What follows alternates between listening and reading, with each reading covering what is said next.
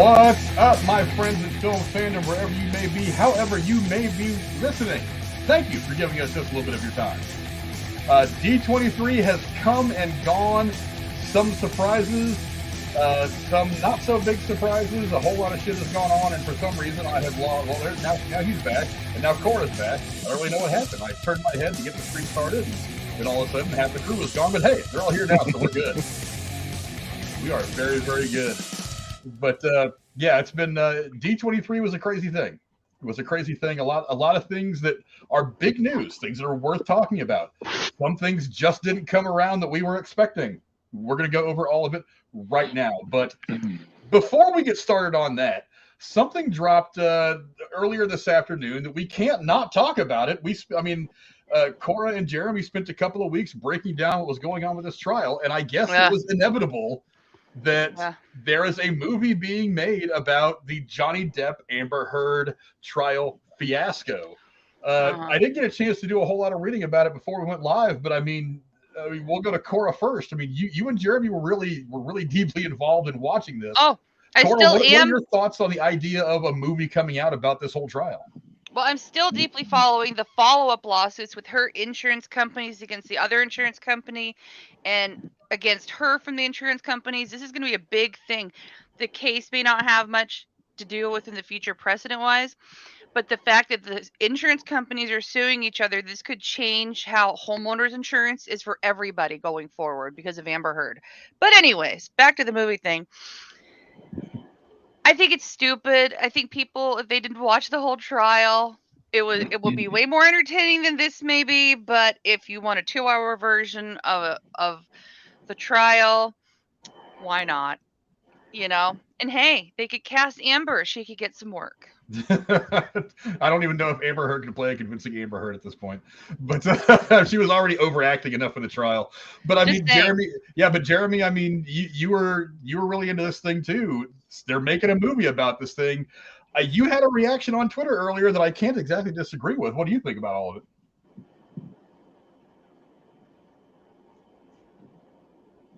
Jeremy, I don't know. You can't unmute yourself. Let me do it. There. That was weird. It's like, you want to unmute me there? I thought you could unmute yourself. I thought you'd have figured that out. No, I thought you did. Oh. I didn't fucking touch a thing. Oh, well.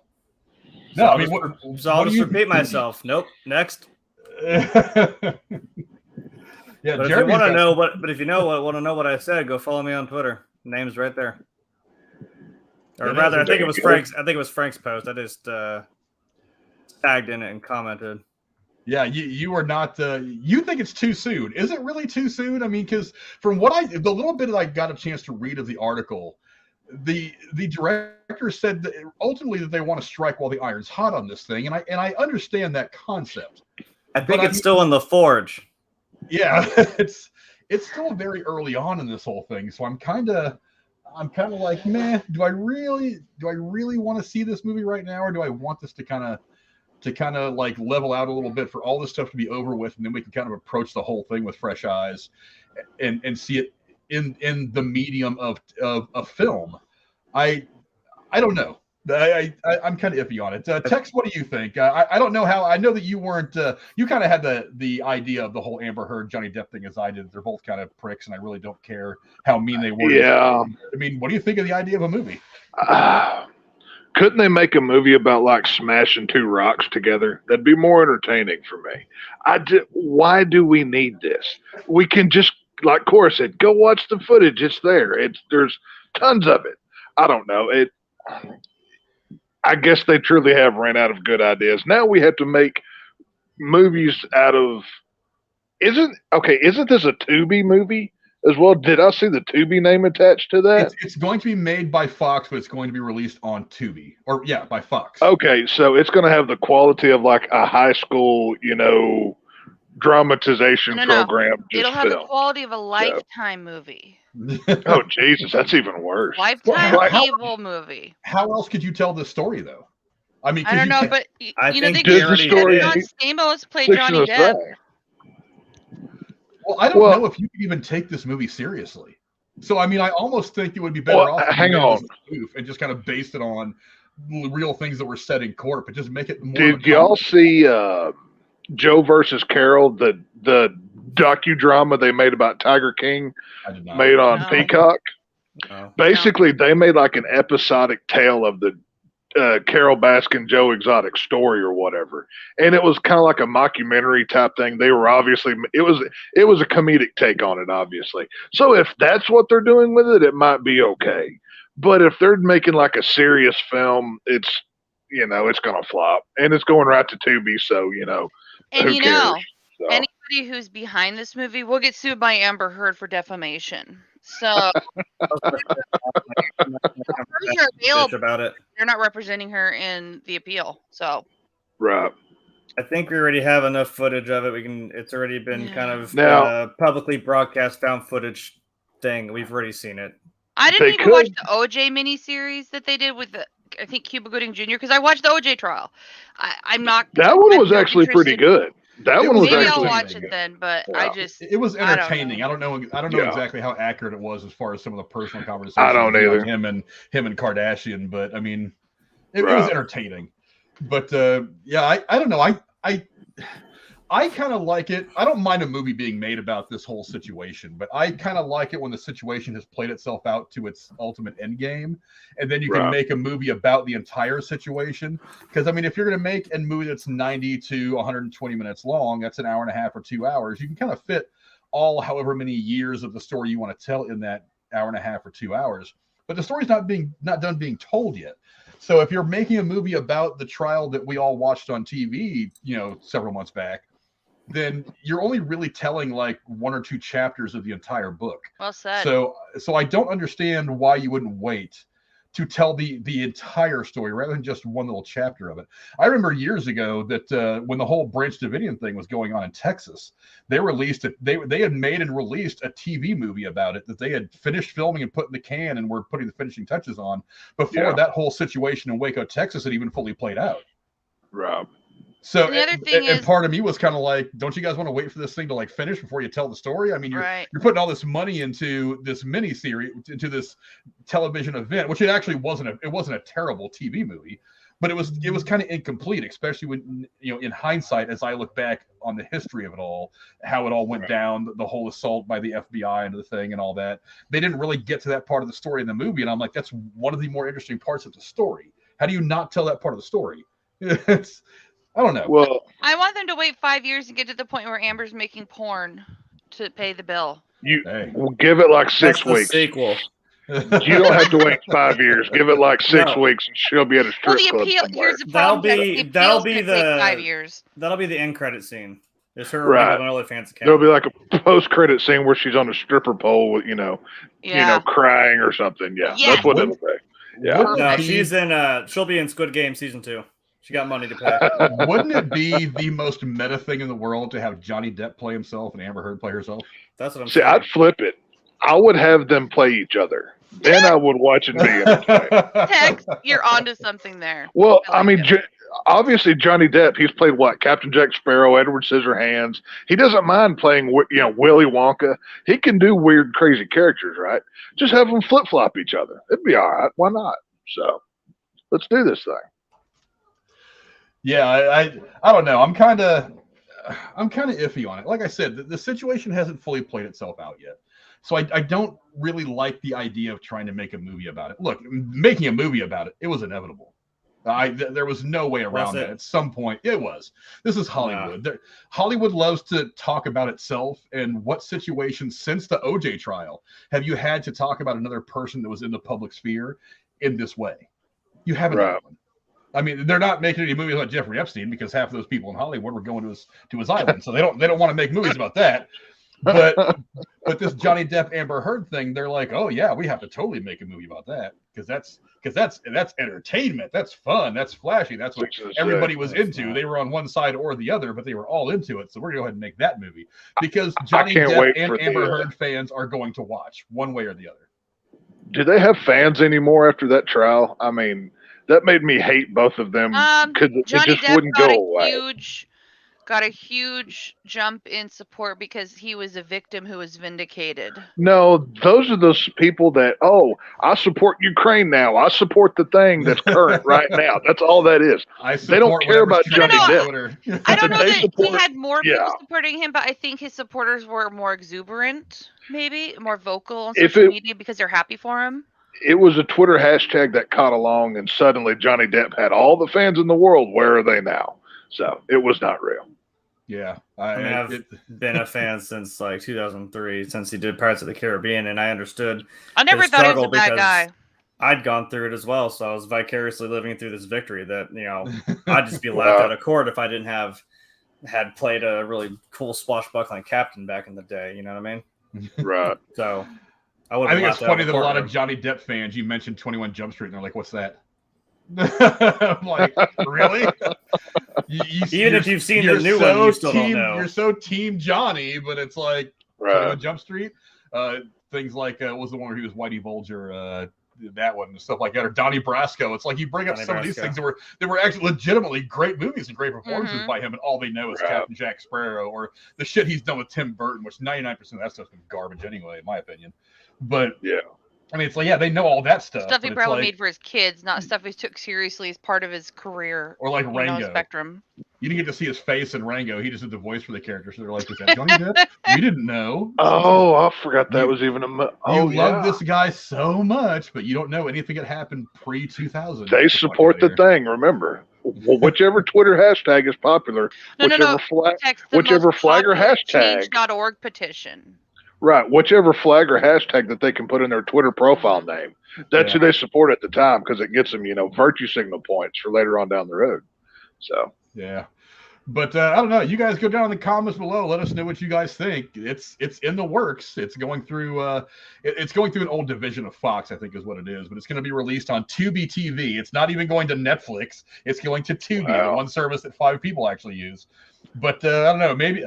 I'm willing to give it a watch, and if it sucks, it sucks. If it's interesting, it's interesting. I would imagine it's going to be I think it's going to be a lot like the American Crime Story impeachment thing, where they talked about the whole Lewinsky thing with Clinton that came out on FX.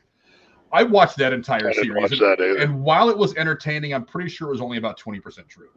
It happened, and the people were real, and maybe some of the dialogue was taken from actual conversations, but I'm pretty sure that most of it was probably Hollywood fluff just to make it more entertaining. That's what I think. But I don't know, whatever. It's probably going to look something like that. And I'm not entirely surprised because, like I said, you've only really got transcripts of the trial to go on. You don't really know about a lot of their personal conversations. You don't really know about a lot of shit. So you're kind of making a lot of this shit up anyway. But I don't know. That's just me. But anyway, go down in the comments below. Let us know. Are you guys going to watch the movie on Tubi TV?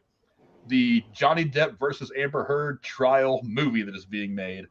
I'm sure it's going to get a lot of views from all the people that were on either side of the aisle in this thing, but that's just me. But I'll wait for the YouTube review. Yeah, I'll wait for other people to review it.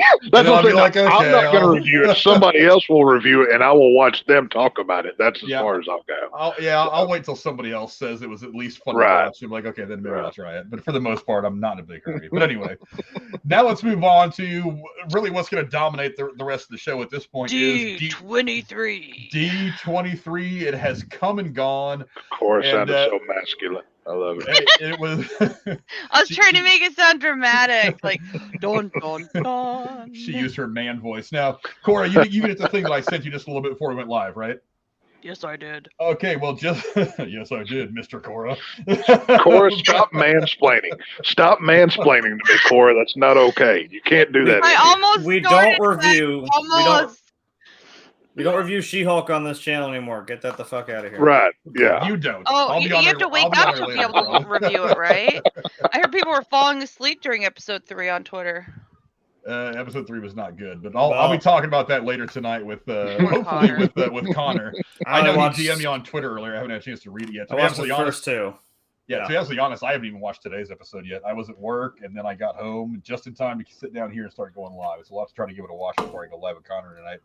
But anyway, Lady Cora, why don't you go ahead and grab the first movie that they talked about that's on the list, and let's start breaking these things down one after another. All right, the first one, Ant-Man and the Wasp: Quantumania.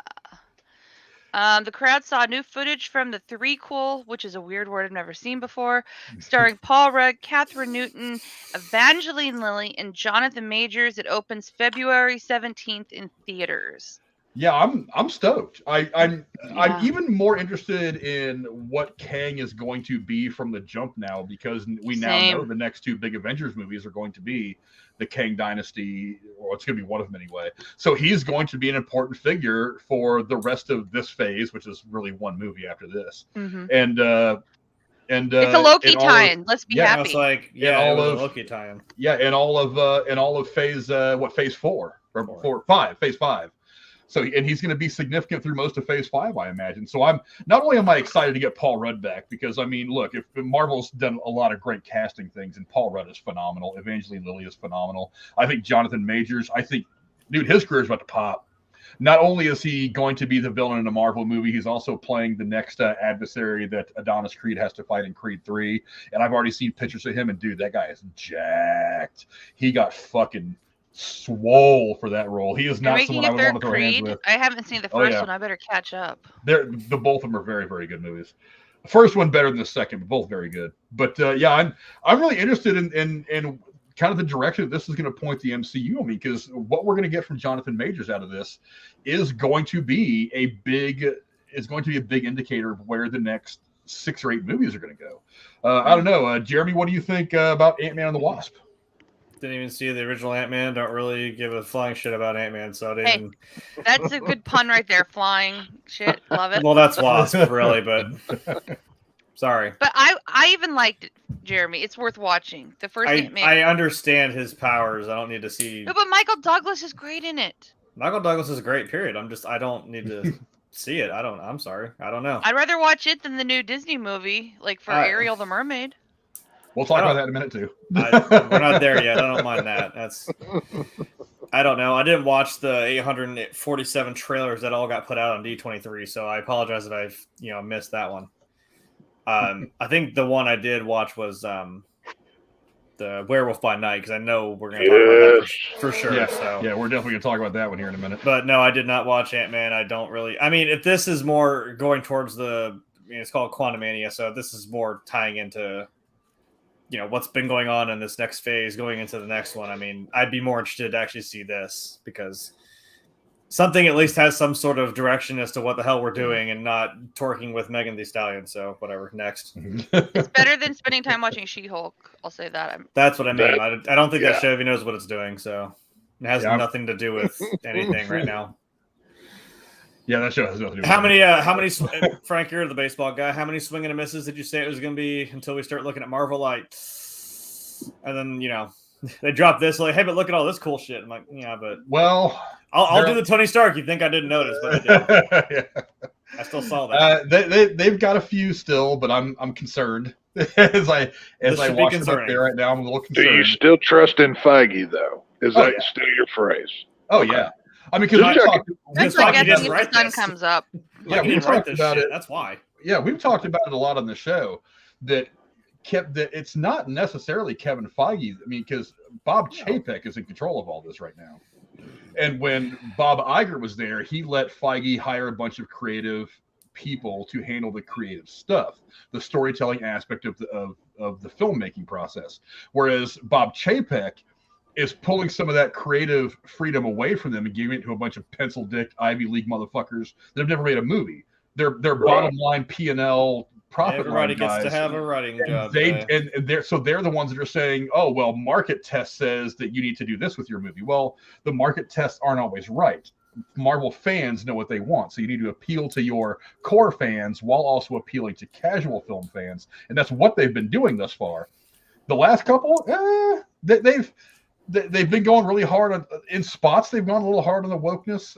In other spots, that create creatively, they haven't quite hit. It's like Obi-Wan, I liked overall, but didn't quite hit the creative mark I wanted. Same thing for Falcon and Winter Soldier. I thought it was a good Tango and Cash kind of thing, but didn't quite hit the creative levels that I wanted to hit. And that's where I'm concerned. And I'm concerned that eventually Feige's going to be like, well, if I can't hire my creatives the way that I want to hire my creatives, have the people that I want, then what's the point in me sticking around? And if Feige leaves, MCU's over. I mean, it's just flat over. Well, He laid out that roadmap pretty far, though. But I mean, I get what you're saying. Right. Well, I know this is a conversation for a different day, but I kind of feel like Marvel hasn't hit the wall yet, but it's coming within the arc sight. Is getting there. Right. Yeah. Like we're starting to see it over the hill, you know what I mean? And unless you do something major and drastic, and of course I know this is, Avengers Endgame was huge, right? And the last Spider-Man film was big because you brought everybody back. But besides that, nothing has really been like when you do spectacular stuff like Endgame, people expect it every time. And stuff like an Ant-Man or a She-Hulk or God knows whatever else that they're pumping out next week, nobody's going to pay attention to. And I don't know. Like I said, I mean, everything has its time in the sun, and I wonder how much Marvel has left at being top of the heap. That's I don't know. I kind of wonder about that. I think it's going to come down to the creative stuff. If they keep the storytelling the way it was through the first 3 phases, I think it'll be okay. But if they start turning creative control over to all these to all the corporate guys and not the actual filmmakers and writers, then it's going to hurt. But here's the problem, though. In those first 3 phases, you had Captain America, Thor, Iron Man, Hulk. Now we're getting to the side characters and the B and the C guys who come from those comics, who Disney's trying to get you to care about as much as a Robert Downey Jr. or Chris Evans, and it's never going to happen. The new Captain America is never going to be as beloved as the real Captain America. Wow. So, it's you're fighting a losing battle here. Will it be successful? Sure, of course it will be. It's Disney. They can't fail. But it's not going to be what it was in the first. They're oversaturating the real market. I beg to differ. John Carter of Mars. Disney can hard to want to watch Marvel content when you realize how much you have. I can't argue that. Yeah, I can't argue against John Carter of Mars. I'm going to have to secede. You take that chess piece. We're done here. But Marvel wise, like I said, it's people claim, it's racist. You don't like the new black Captain America. No, it's because we really like the last Captain America. It has nothing to do with racism. We just going to pale in comparison. Right. That's what I'm saying. You could put whoever you want. It's not going to be the same thing. And it's just, we've talked about whoever, if we want to bring back Wolverine, who's going to play Wolverine? You're like, well, it's not Hugh Jackman, and it's not going to be the same. Yeah. And it's just not going to feel the same way, and it kind of sucks trying to fill those shoes, or those claws rather. But whatever. It's not like Superman and Batman where you've had like 4 or 5 or more people play these roles. So you're used to having a new one every 2 years, or every 5 years we get a new Spider-Man. Yeah. With these Marvel roles, you've had one Iron Man, one Captain America, one Thor, whatever. So it's going to take a while for that to go away, for somebody to be able to take this and have it be celebrated like that. You know what I mean? And how it's got to fit in. I mean, you can write so many different. I mean, the reason why it's kind of like you have 5 different Batmans, I'm like, it's all been told by different. You got different villains, different storylines, different things that have happened, or you've redone the whole thing. Like, we've seen Kryptonite blow up, we've seen Batman's parents die about 1,000,000 times. Right. Like, we know the story, but I don't know. It's not like this. Marvel is one big storyline that's been going on for what 20? No, not that long. And because there's 15 some years now, technically ongoing comic books, it feels like potentially there's no end to it. And to some degree, for fans, that's great. But then there's burnout from. It's like a soap opera. I'll give you an example. My grandmother watched a soap opera from the beginning, long before I was born. I watched it while I was growing up, and when it finally ended, it was I watched the last episode because she had passed away at that point. Just as a little moment, and I was like, "Oh, cool, that's how it ended." But it's like with Marvel, will there be a moment where it ends? The storylines will have conclusion, or is it just going to keep going for the rest of my life? I kind of thought Endgame was, No, I think that Secret Wars movie, Avengers Secret Wars, I think that's going to end with a whole lot of characters that dead, and a whole lot of new versions of the characters that are younger and cheaper, that they don't have to give $20 million per movie for, or whatever. Well, but if it snowballs into something, they're going to have depends on how big they get. Well, that's what I'm saying. They didn't pay Robert Downey Jr. the same amount for Iron Man 1 as they did for Endgame. Like, obviously, it's a snowball. Well, that's what I'm saying. I think once we get to that Secret Wars at the end of whatever phase it's coming, I think you're going to have a lot of your beloved ones gone. And, this multiverse 8531 came in, and now we just accept him or her as the person that we always do. I don't like any of that. But I do want to move on to the one that is next. We spent a whole lot of time talking about Ant-Man. So not really. Not really. What's the next one on the list that we want to talk about tonight, Miss Cora? Black Panther: Wakanda Forever. Whoa. The crowds were thrilled to see footage from the MCU sequel starring Angela Bassett as Ramonda. It opens November 11th in theaters. Yeah, I just want this movie. I don't need to see another trailer. Now, from what I heard, the footage they showed here was actually Angela Bassett's character Ramonda talking to the collective group of ambassadors at the UN, and apparently it was a very fiery kind of speech. I think they've already released that, haven't they? Because that sounds very familiar. We've seen a snippet of her talking about it. In the trailer, she's obviously getting very emotional, talking about I've lost my husband, I've lost my son. How much more should I sacrifice? I don't know if that. I haven't seen the footage that they showed at D23. That was stuff that was specific for the event, but. I honestly, I don't care. I don't need another trailer. Just give me this movie. I mean, there's so much that drives this. For one, we're getting Namor, which is the Marvel version of Aquaman. We're also getting just that world again, which just looks absolutely beautiful. That is one of the most beautifully shot. That and Shang-Chi are the most two beautifully shot films that Marvel's done yet, in my opinion. I think they're beautiful films. I love the world building in the first Black Panther movie, and of course, everybody is curious as shit about how they're going to approach the story without Chadwick Boseman's character.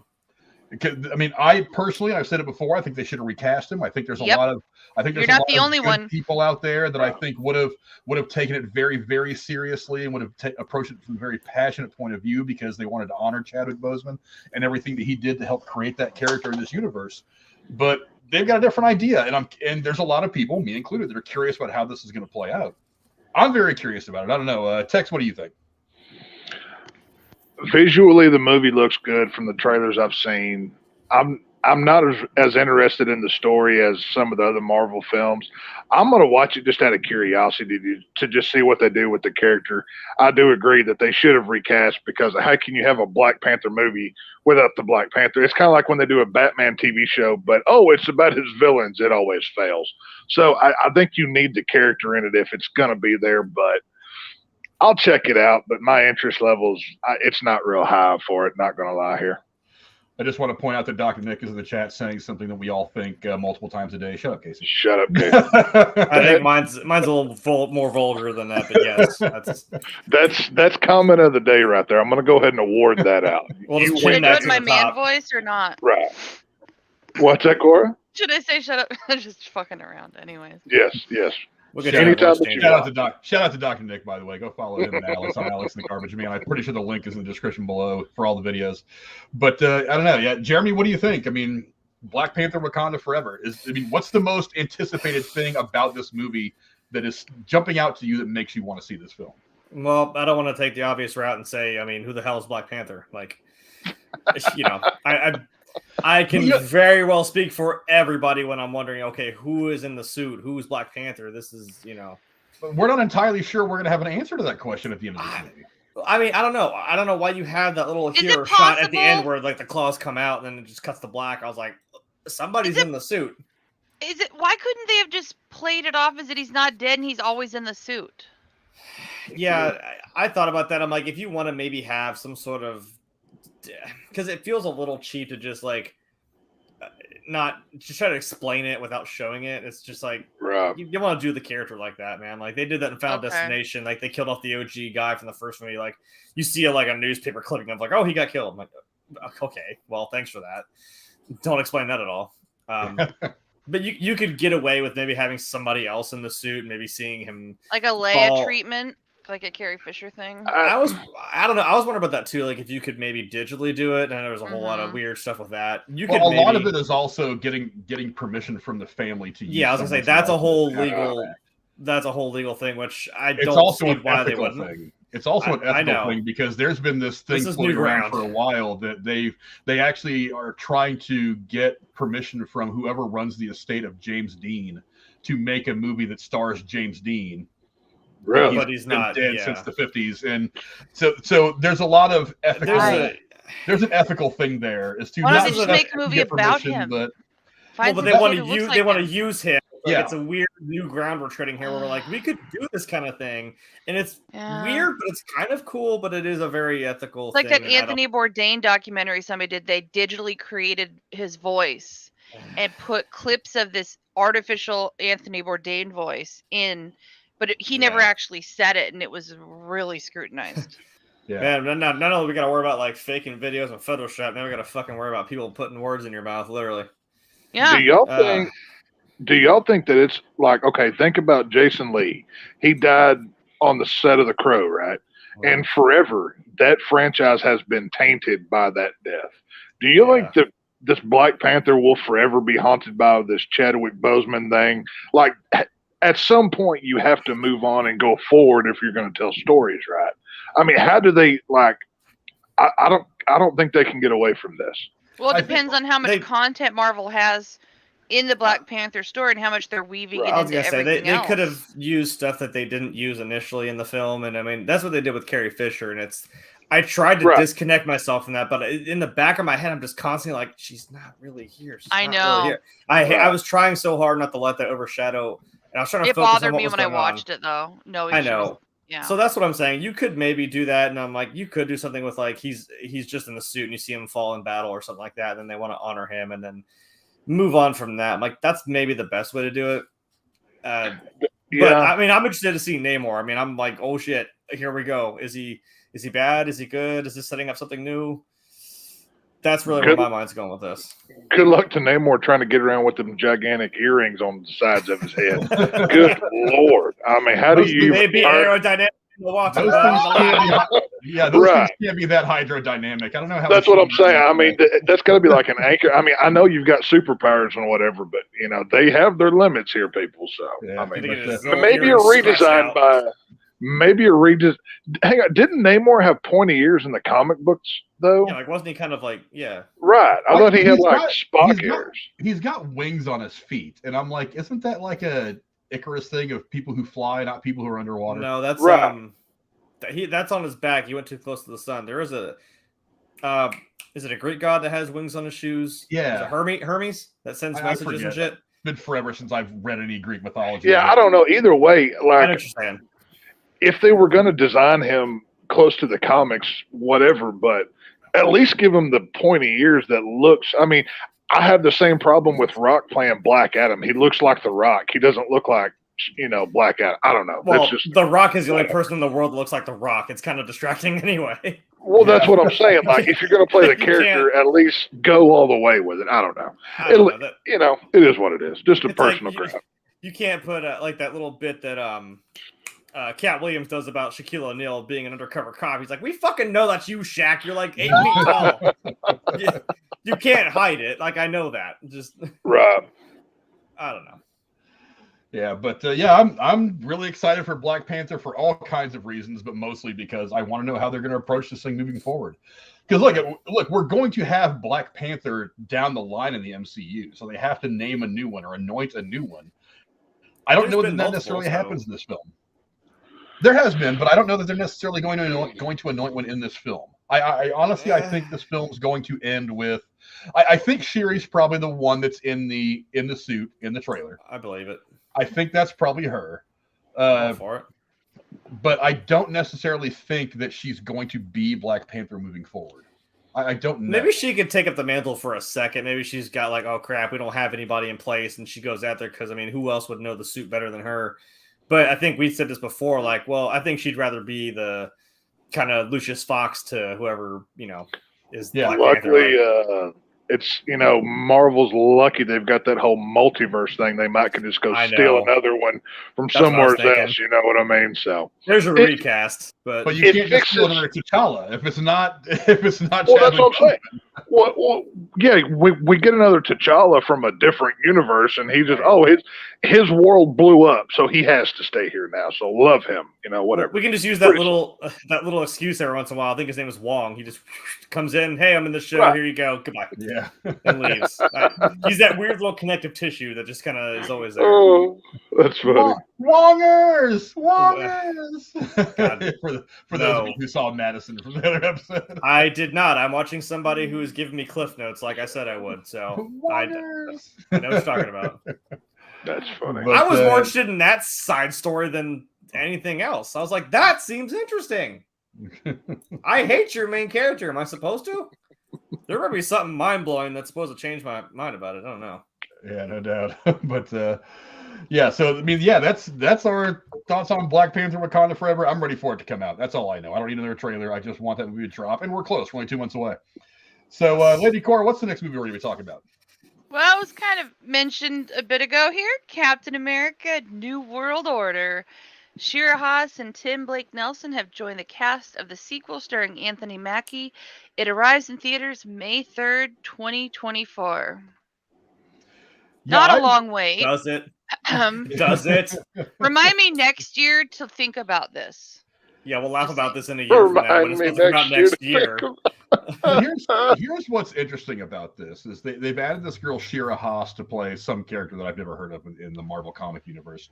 But the big news is they're bringing back Tim Blake Nelson and he's playing the leader. That's the big news for me. Yeah, we heard a long time ago that they were making this movie. After Falcon Winter Soldier was done, they said, okay, we're going to do another Captain America movie. Anthony Mackie's going to be American Falcon. Or he's just Captain Falcon, or he's just going to be calling himself Captain America. I like Captain Falcon better, to be honest. It's funnier, because someone's going to put Falcon Punch in there somewhere.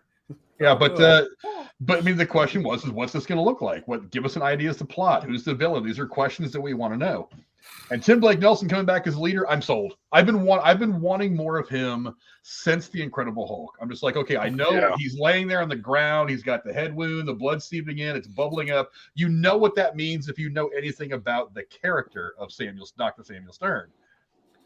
And then just nothing for what, 8 years, 9 years?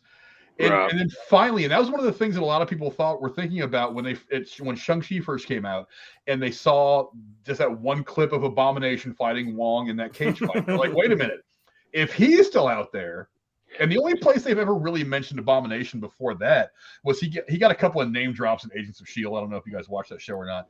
He got a couple of name drops, but was never actually in the movie. And you're like, wait a minute, if you're bringing him back, is there an opportunity to bring back Samuel Stearns as the leader, who was a much cooler bad guy, in my opinion?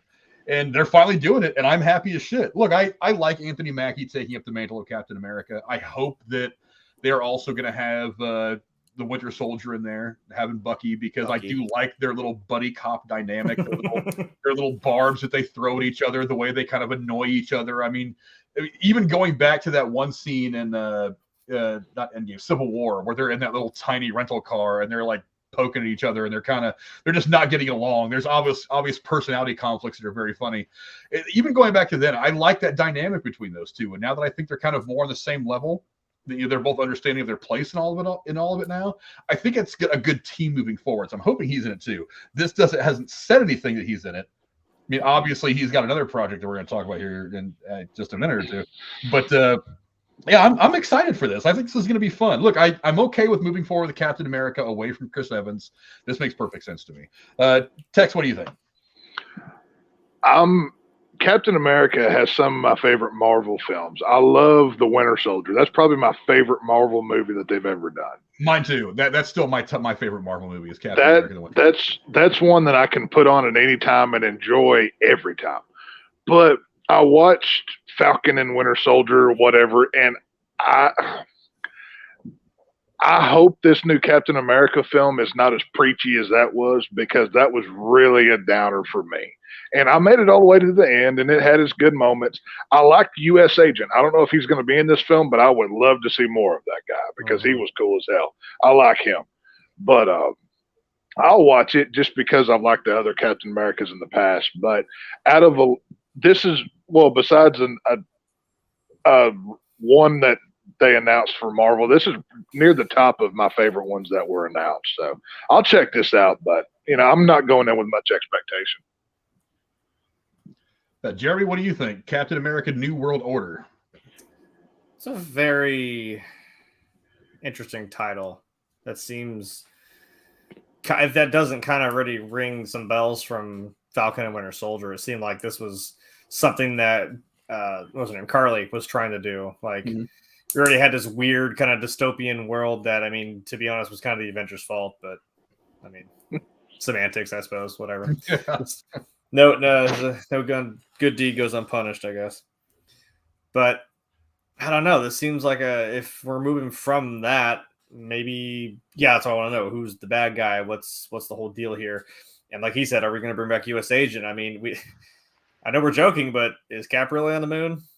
I mean, I don't know. I mean, I don't want to jump too far ahead, but I saw Nick Fury really on the moon? No, hold on. Because I was going to say, I saw the thing for Secret Invasion. Like, he came down looking disgruntled as shit. I'm like, where you been, Nick? What happened? What the hell happened? I'm convinced he's actually in federal prison somewhere, and, he pissed somebody off. I mean, here he is sitting on She-Hulk's phone background because whatever. Because something's... I don't know. Maybe Secret Invasion might give a little bit of a hint to it because now to be honest, last time I saw Nick Fury he was in space. Okay, bye. Well, so I don't know what happened out there, and that'd be a cool cameo too if he maybe really see Cap on the moon or something. Well, and we saw him 2 Spider-Man movies ago. Yeah, we haven't really seen him since. I mean, he wasn't in the last Spider-Man movie.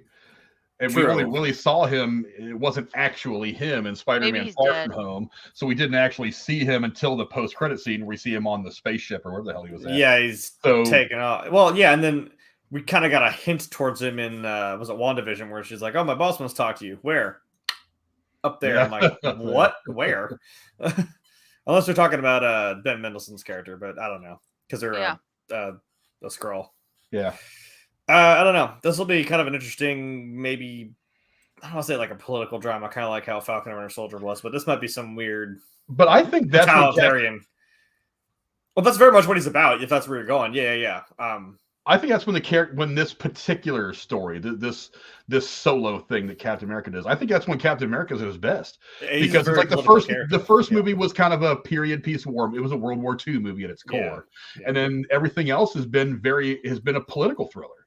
And I like that when you're doing a Captain America specific thing. I think that's the best way to portray his character. That's what he's about, yeah. And there was a lot, and politics really was the driving force behind Falcon and Winter Soldier. The politics of dealing with all these people that reappeared after the snap.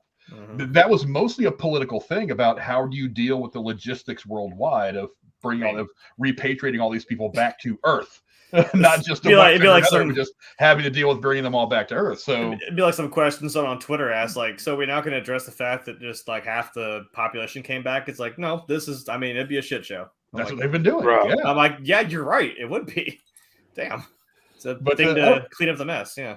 Yeah, Cora, I mean, you're caught up on the Marvel movies, I'm pretty sure, right? I mean, what do you think about what we've heard so far from Captain America: New World Order?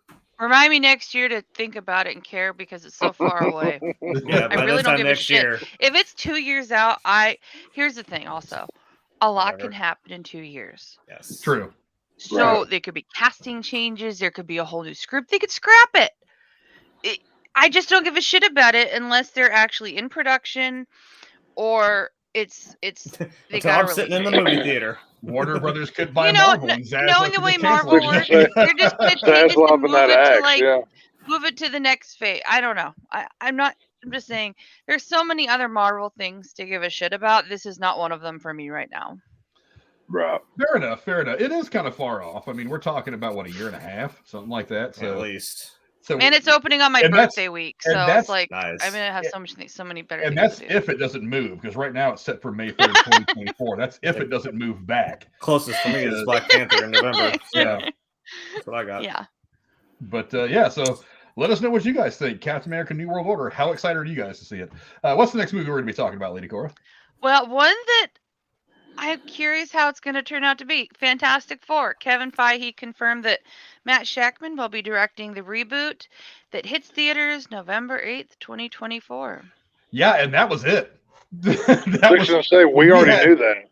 We had so many expectations of what was going to be happening about this particular project at D23, and none of it happened.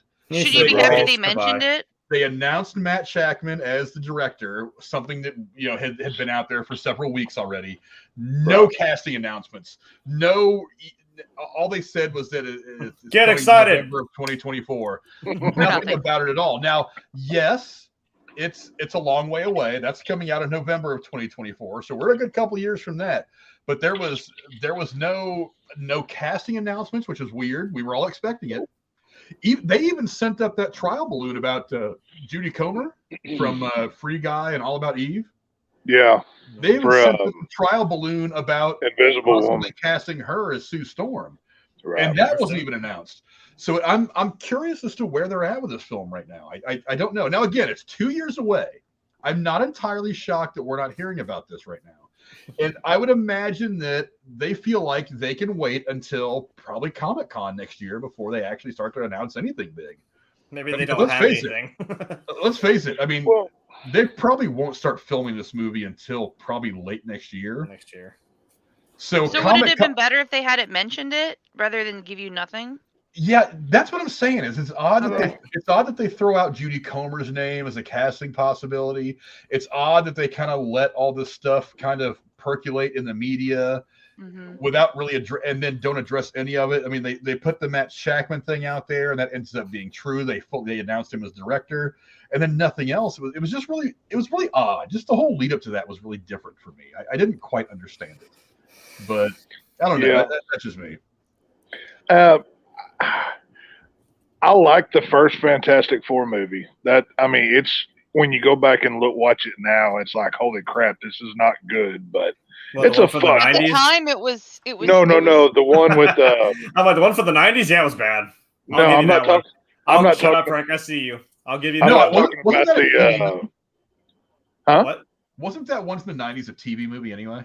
It was made by Roger Corman, and it never went anywhere. It was. It was very bad. Yeah, I know which one you're talking about with. But yeah, no, the first Jessica one with Chris Biel. Evans as Jessica Biel, all of them, or not Jessica Biel.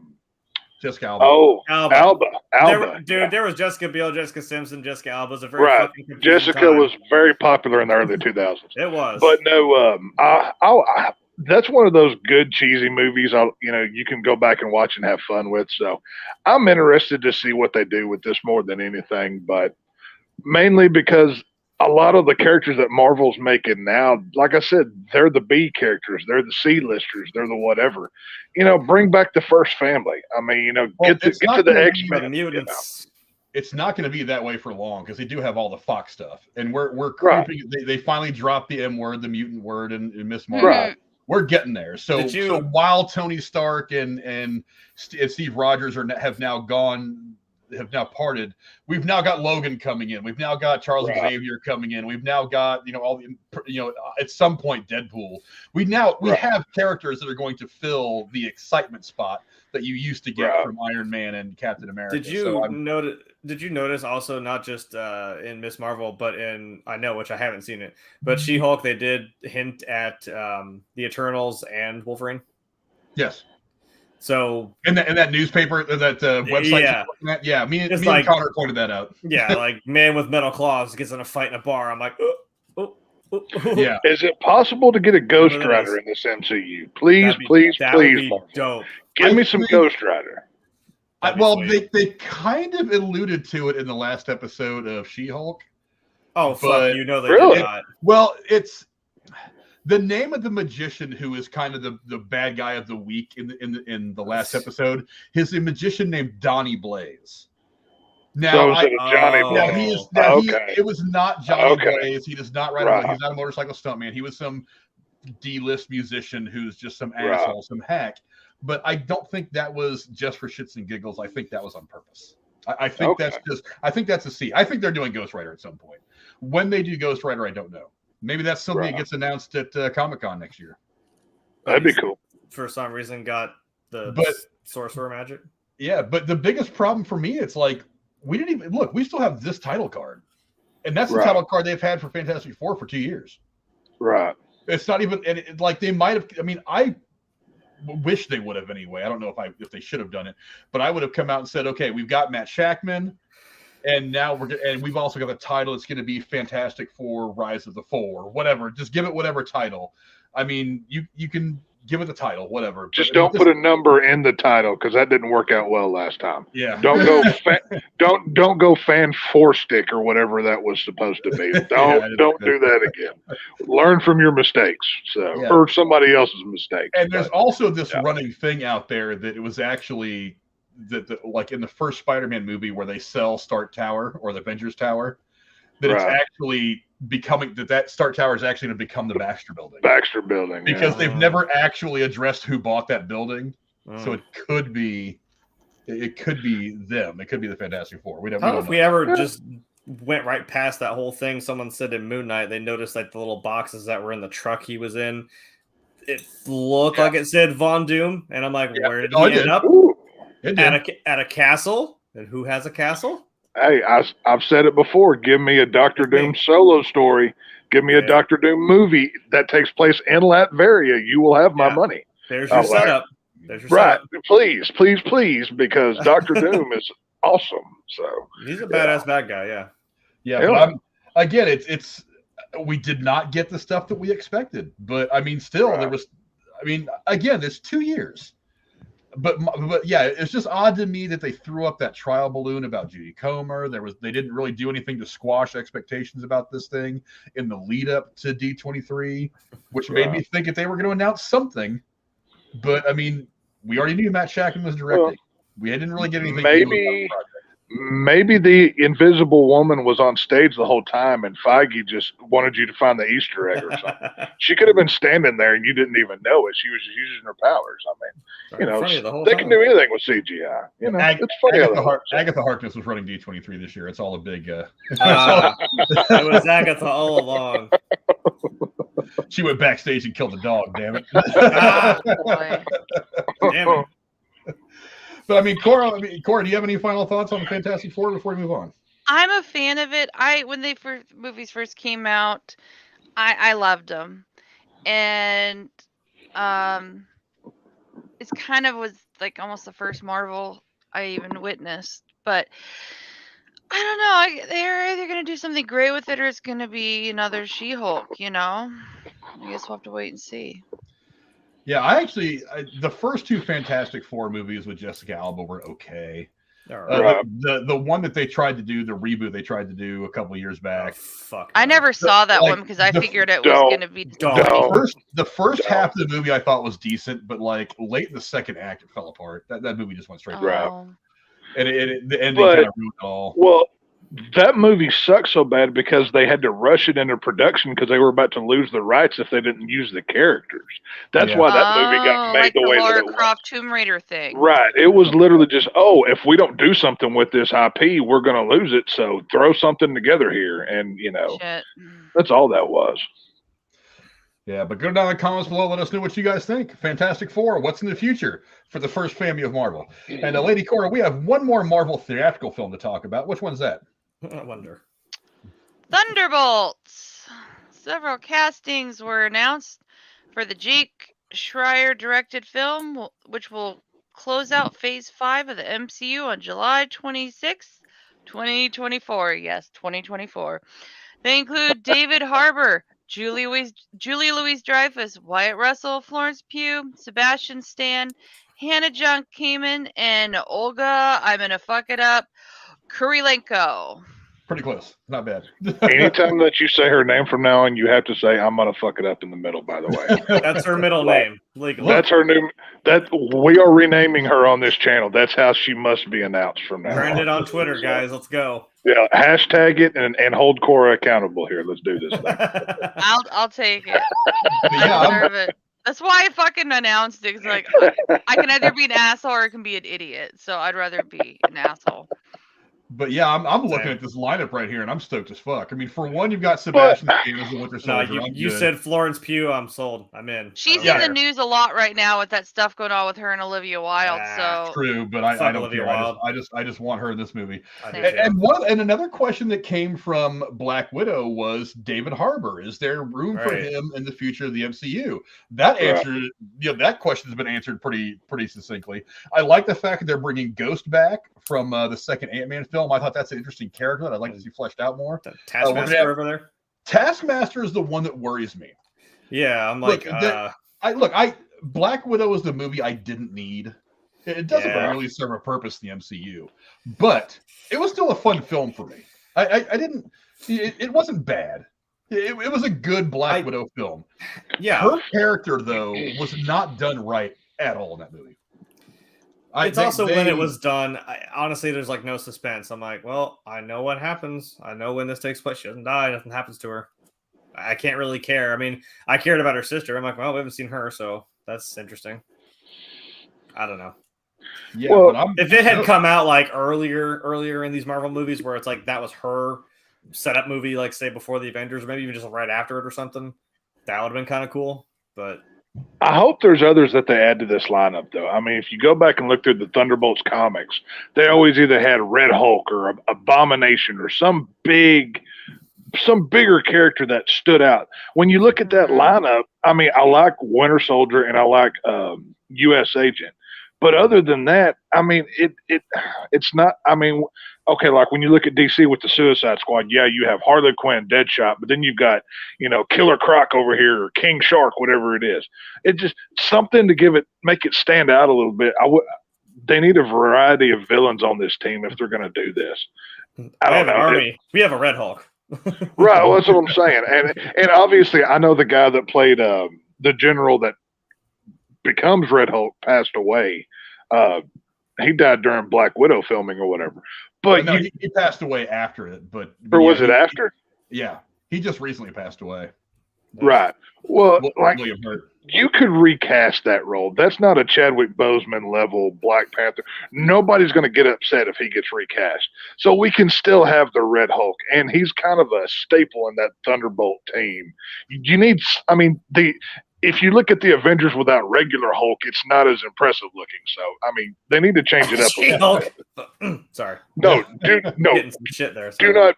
Do not put that evil on me, Ricky Bobby. I don't think so. Don't be doing that. They did. No. I didn't do it. Don't do it. No, don't speak that into existence because they'll do it. You watch. Don't speak it. Nope. Baby Jesus.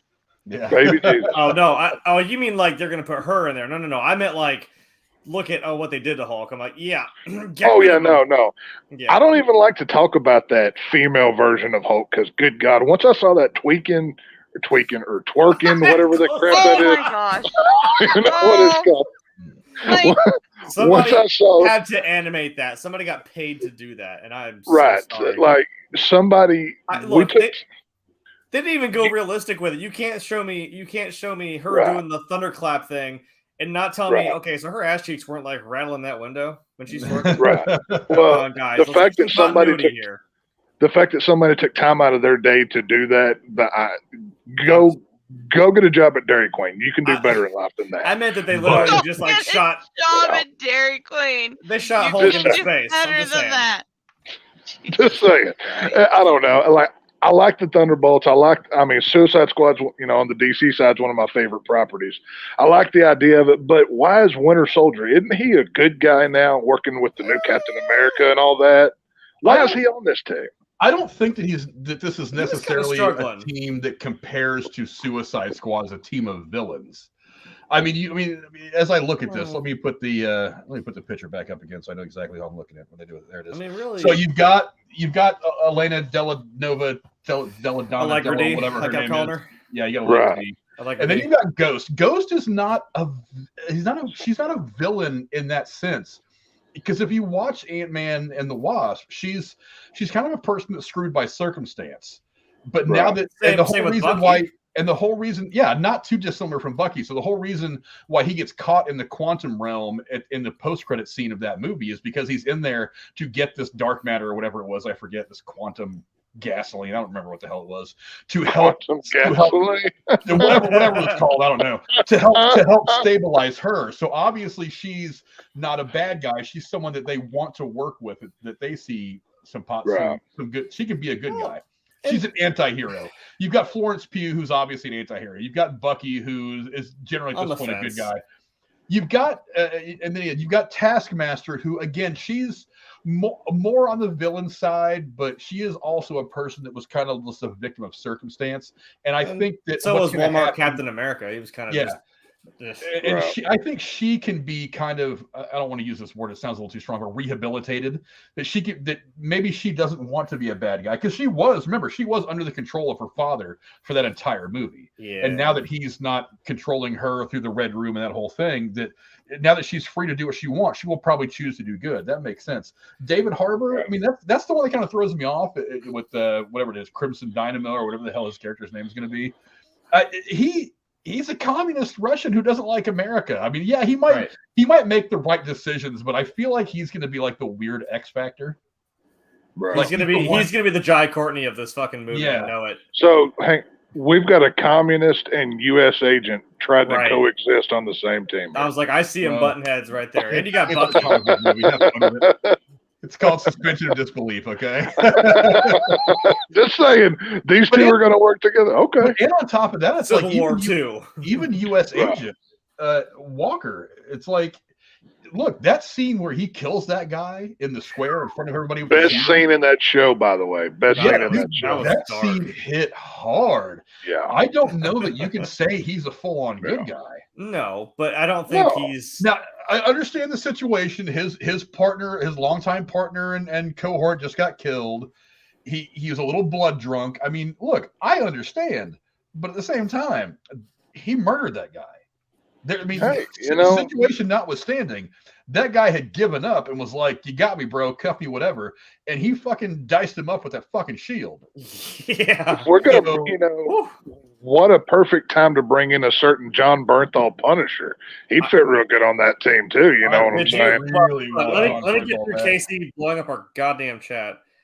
So I think JSP said, like, oh, New World Order, we're talking about that. He said Cap just sprays NWO on the backs of his opponents after he defeats them. I'm like, Ben, he looks over, he sees the Punisher logo painted on some shit, and I'm like, ooh, there it is. And here walks out John Byrne. I'm like, right. That's what I'm saying. You know, I mean, if you want a team of not necessarily bad good guys that's willing to get the job done, Punisher would fit well in this, and it'd be a good way to bring him in too.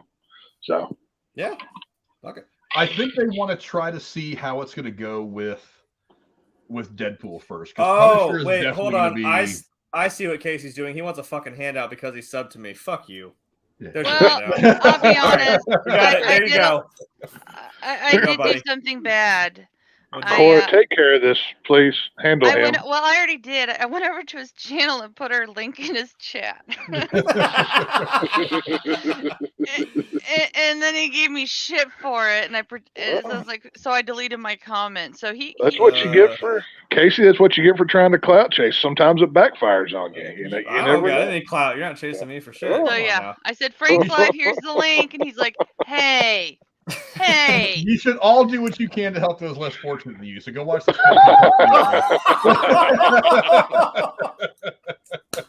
We love you, Casey. Don't forget that. Hey, he knows more about video games than I do. So go listen to him if you want to hear about video games. Good deed for the day, though. That's at least something that we've got in common. I'll give him that. The B show is on Tuesday nights, as Tex says. Yeah. Ooh. There's no coming back from that one, Casey. I'm not saying my stuff I got in mind might be better, but just objectively, it could be.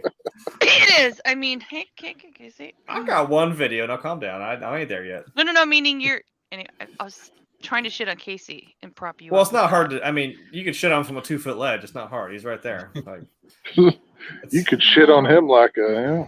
Oh, poor Casey. You'd be drowning in a fucking inch of water with no paddle. Like the fuck. So. Should we talk about Lucasfilms and what they decided to share with us or not share with us? We will, but now that we're wrapped up with Thunderbolts, you guys go down in the comments below. Let us know what you guys think of the Thunderbolts. I think it's a very interesting cast. I think it's going to be fun. I'm ready for it. Whenever it gets I'm interested in this one. It's slated to drop. It will close out Phase 5 of the MCU on July 26th of 2024. And I'm stoked for it. Again, we're a couple of years away, but I'm ready for it. Quick programming note. I was just messaging back and forth with Connor. We are not going to be doing the She-Hulk review tonight. We're actually just I really wanted to watch it, Frank. Damn. You know, Freak, I was going to stay up all night and rewatch it 10 times. Back to back on every little nuance. You can go back and watch some of the earlier videos that me and Aaron did on our channel. If you haven't watched those yet. But Connor had some things come up. He got stuck at work late and hasn't had a chance to get ready for it. And quite frankly, neither have I. But so we're just going to double up and do the last 2 episodes next week after the main show. But now that we've done all the theatrical stuff that Marvel's doing, let's move on to Lucasfilm. And what's the first one we'll be talking about from Lucasfilm today, Lady Cora? Oh wait, we're not going to talk about. I'm really excited about this one. Okay. Never mind. Okay. Indiana Jones 5, a trailer was shown to the crowd for the 5th installment of a lucrative 41-year-old franchise. Sexy star Harrison Ford, and yes, I added that word, addressed the room and also revealed that this would be his last time playing America's sexy favorite archaeologist. Quote, "I'm done," end quote. "I will not fall down for you again." No, don't worry. You already fell down in Indiana Jones 4. It's okay. For this. Yeah. Eager for this. I loved the movies as a kid. And then in high school, he did a cover on a magazine where he's sitting on a stoop in jeans, barefoot. And yeah, it moved my soul. So now I'm a huge fan of anything Harrison Ford. I'm sure it was just really your fault. I was like, was it just your... Yeah, all right. I'll let her have it. Whenever he said "get off my plane" in Air Force One, did like make your heart melt or what? Did that do it for you? Sexy. Well, I love politics.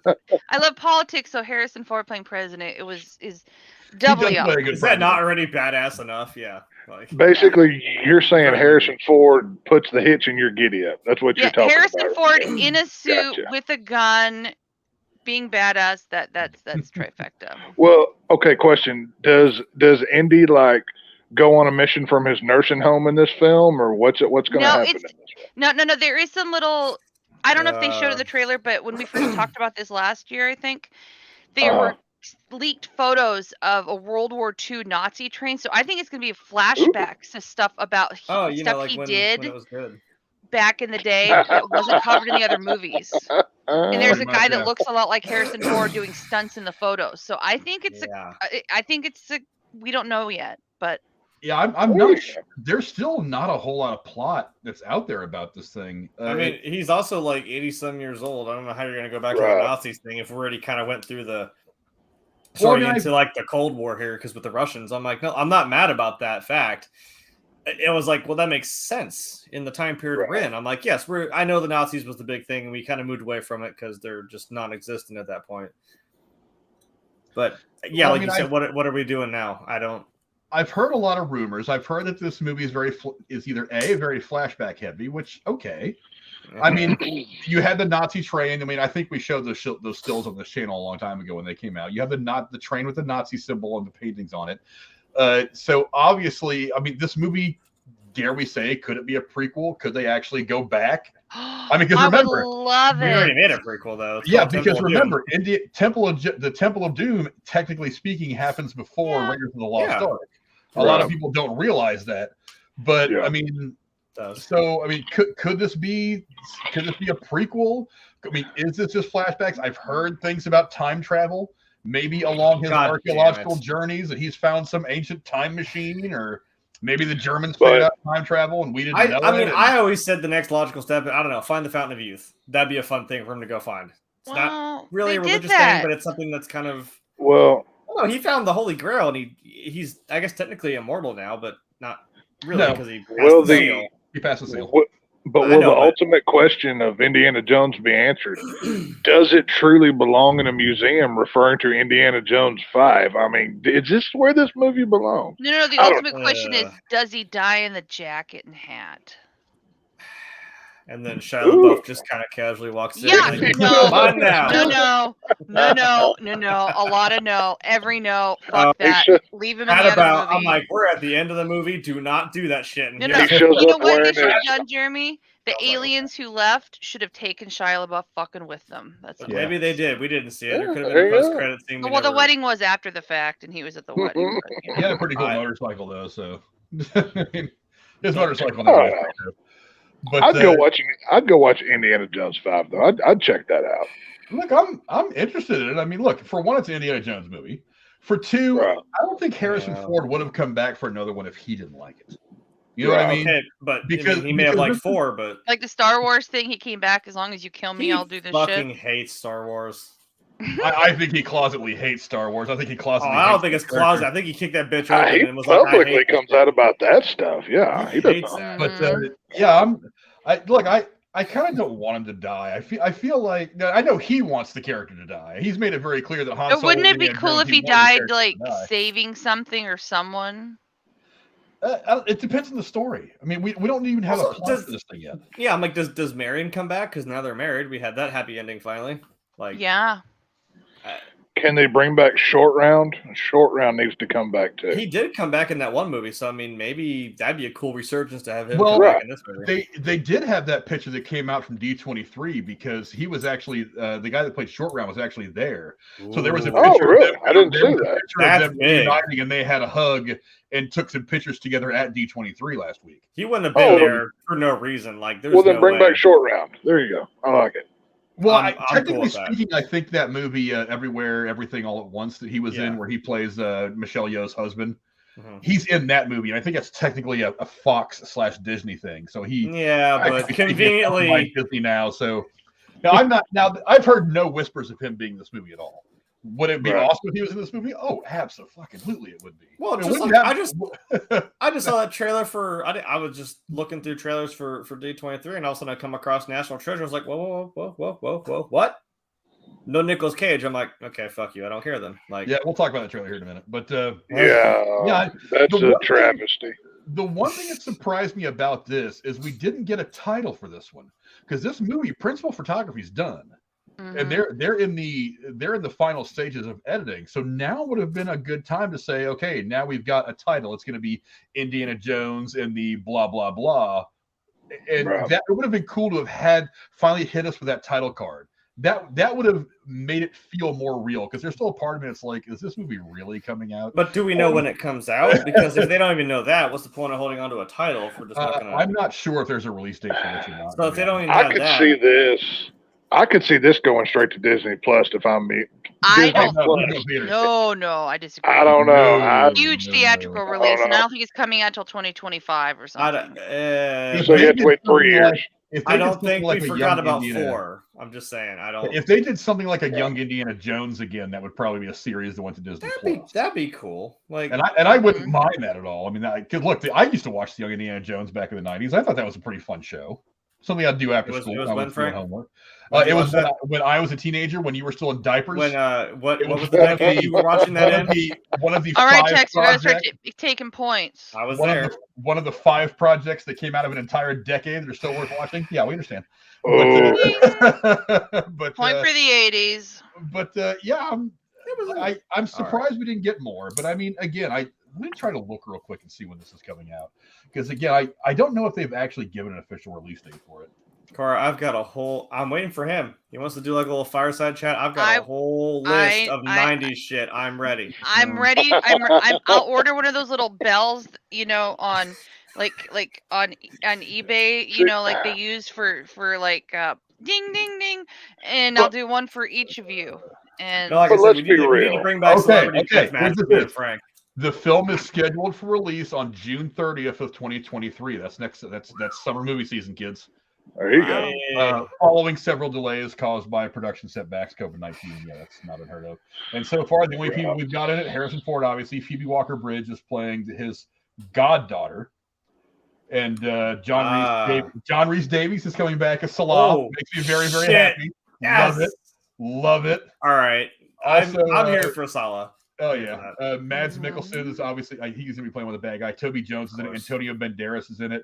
Ooh. There you go. All right. Holbrook is in it. All in undisclosed roles. There is no plot to this movie anywhere. I mean, I'm just glancing at Wikipedia. I'm pretty sure it's gonna be tight. Like, I tell you what, Jeremy, you're gonna dig this too. You know who's All right. directing this movie? Who's James Mangold. Okay. James Mangold made maybe arguably one of the best comic book movies ever made in Logan. Oh, there we go. Yeah. Logan was good. Look, James Mangold. Dude, I'm ready. I think I want to know. I've already heard some stuff, but this movie's really good. Does Lucas or Spielberg have maybe any sort of input on this? Maybe a consulting thing, or maybe a producer or something? I think Spielberg I think Spielberg has a production credit. Okay. But the thing about Spielberg is he has a lot of production credits and has nothing to do with the fucking movie. Well, yes, but that movie, like that movie Super 8 that J.J. Abrams made, which I really liked and I think is a really good movie. Like he's technically that was underrated on that. Yeah, oh yeah. It was a great movie. But he's technically a producer on that, but I think all he did was he helped secure some funding. He never actually had anything to do with the production of the movie. But I'm saying he had a big thing to do with Indiana Jones, period. So that's why I'm wondering if he's more in it than, say, Super 8 or something like that. I would imagine he's probably had some input on the story. I don't know that he was ever on set, but I mean, he probably had some input on kind of the direction of the story. That makes you feel a little better then. Like if he's at least there and they asked him something, not just, okay, here, I'll throw you some money, go make this movie. But yeah, but yeah, I'm excited for it. I mean, again, I'm kind of surprised we didn't get a title card because it's coming out next summer. You know damn well there's gonna be pop figures of that shit. There's gonna be old indie and it's gonna be kind of cool. I'm gonna buy that one, Jeremy. I'll buy it. Ford pop figure. I'll put money on it right now. That's gonna be one of the big Super Bowl trailers in February. That could be a good idea. It makes sense. It comes out in June.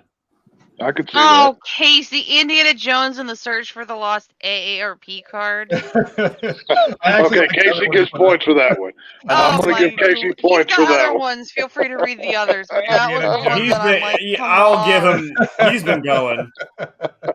Indiana Jones, The Curse of the Broken Walmart Auto Card. That's actually that's a good one, Casey. The Search for the Handicap. That's not bad. Okay, points to you today, Casey. Indiana Jones and the Search for his reading glasses. The trick is they're always on top of his head for the whole movie. They're right on his hat. Yeah, they're just right there. Yeah, that'd be great. But I'm stoked. I'm ready to see this. I'm interested to see how this story wraps up for Indy. I really am. Yeah, you said goddaughter. I'm like, wait a minute. Yeah, do we have to address the whole Shia LaBeouf thing? Because that's kind of awkward if we don't.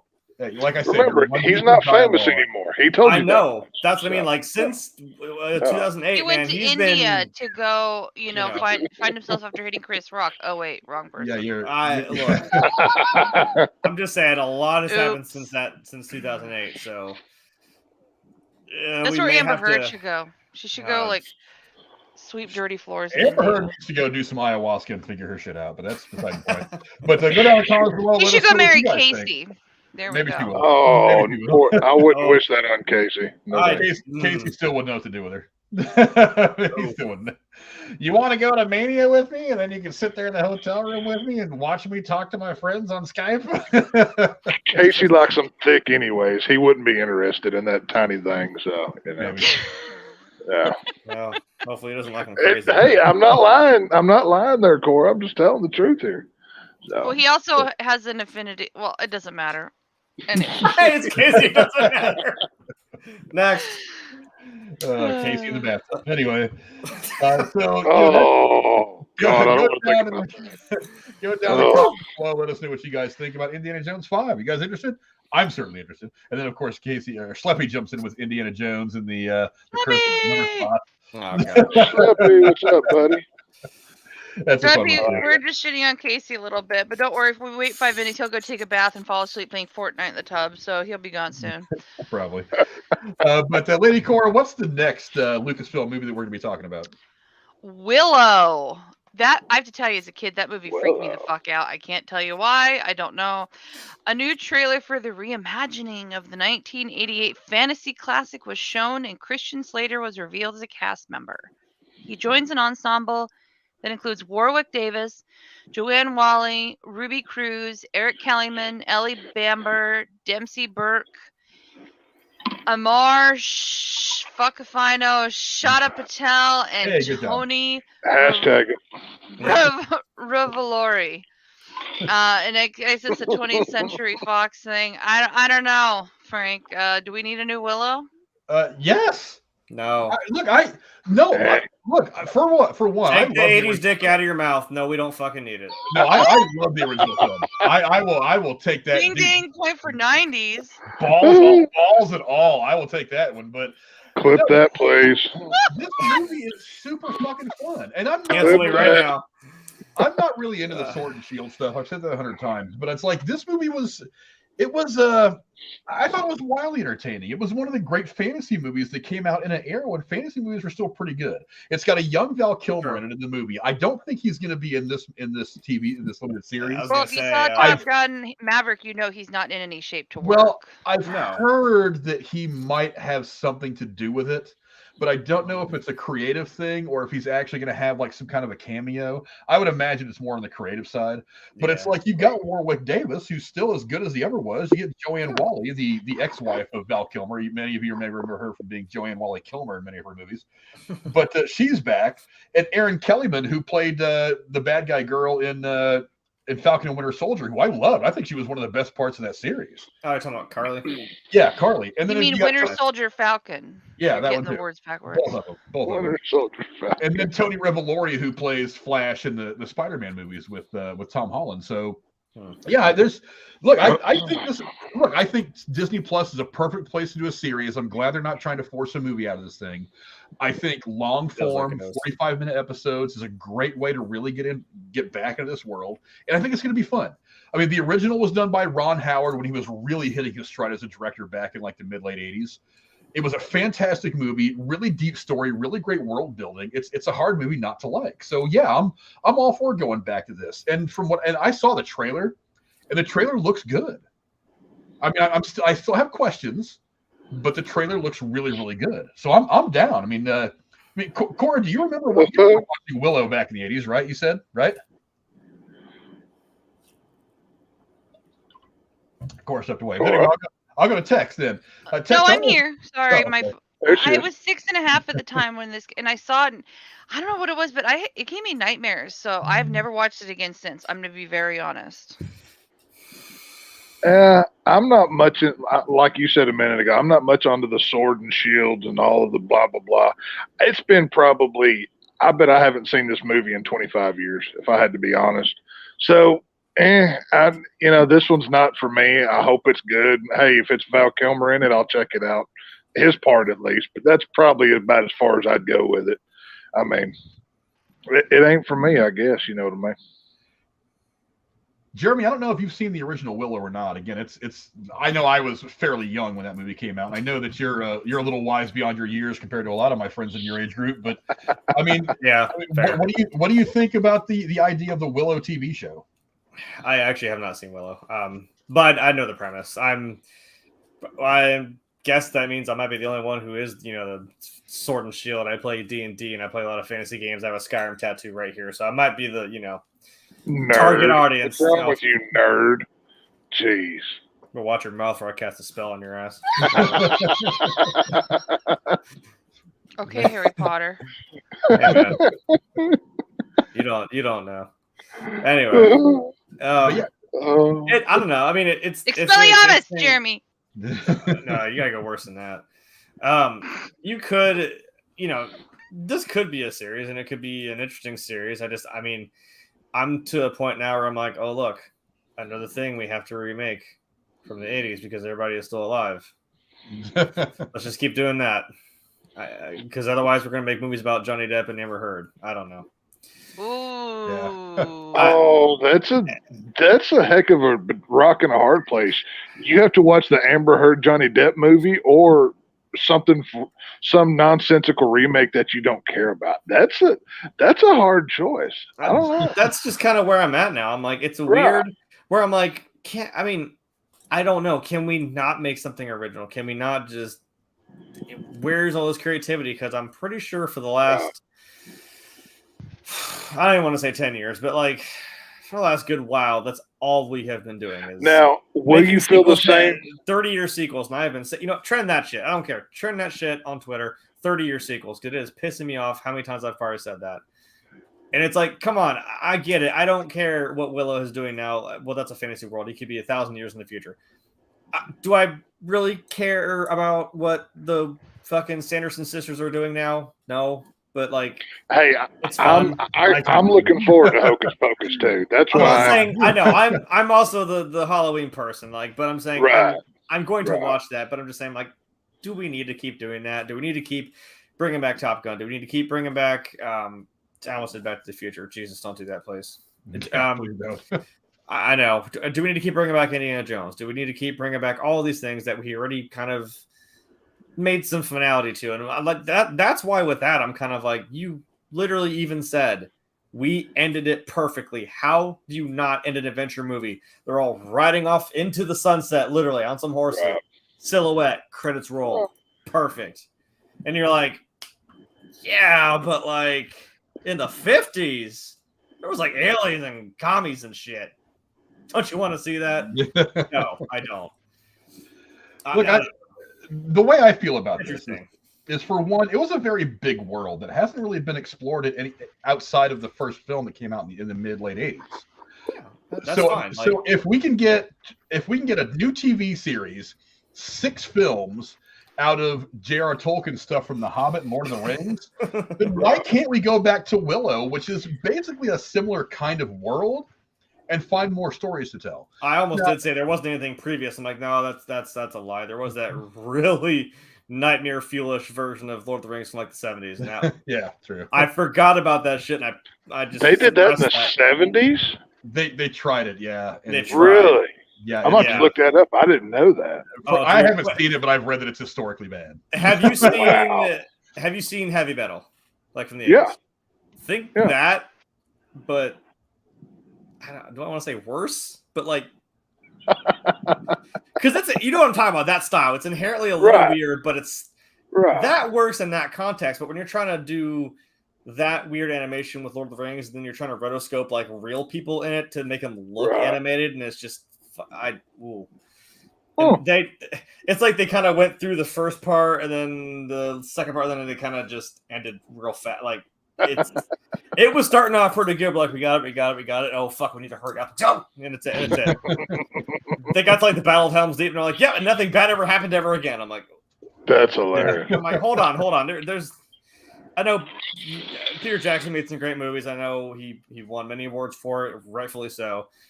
However, I know those things you leave out because that's the tale as old as time. People who read books won't shut the fuck up about it. I know it's not the same.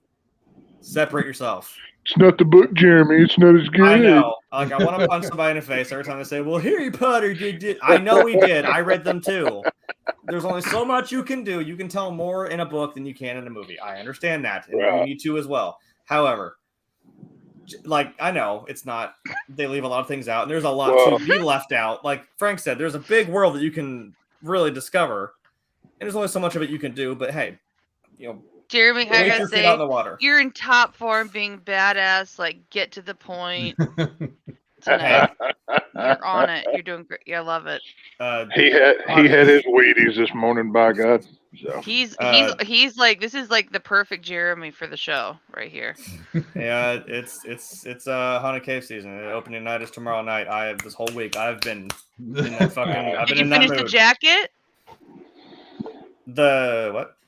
The jacket with the pins, or is that for something else? No, I'm making. Which is funny because I am doing that. But you mean Eddie Munson's jacket? No, I'm not. I'm mixing everything up. The ones you went and found, you want to get the one pin or the one patch on the jacket to go with the pins that you got in a group on the Etsy thing. Oh no, yeah, that's for the Eddie Munson cosplay. Actually, just part of it actually just finally got sent now. I think everything is now shipped. It's just not here yet.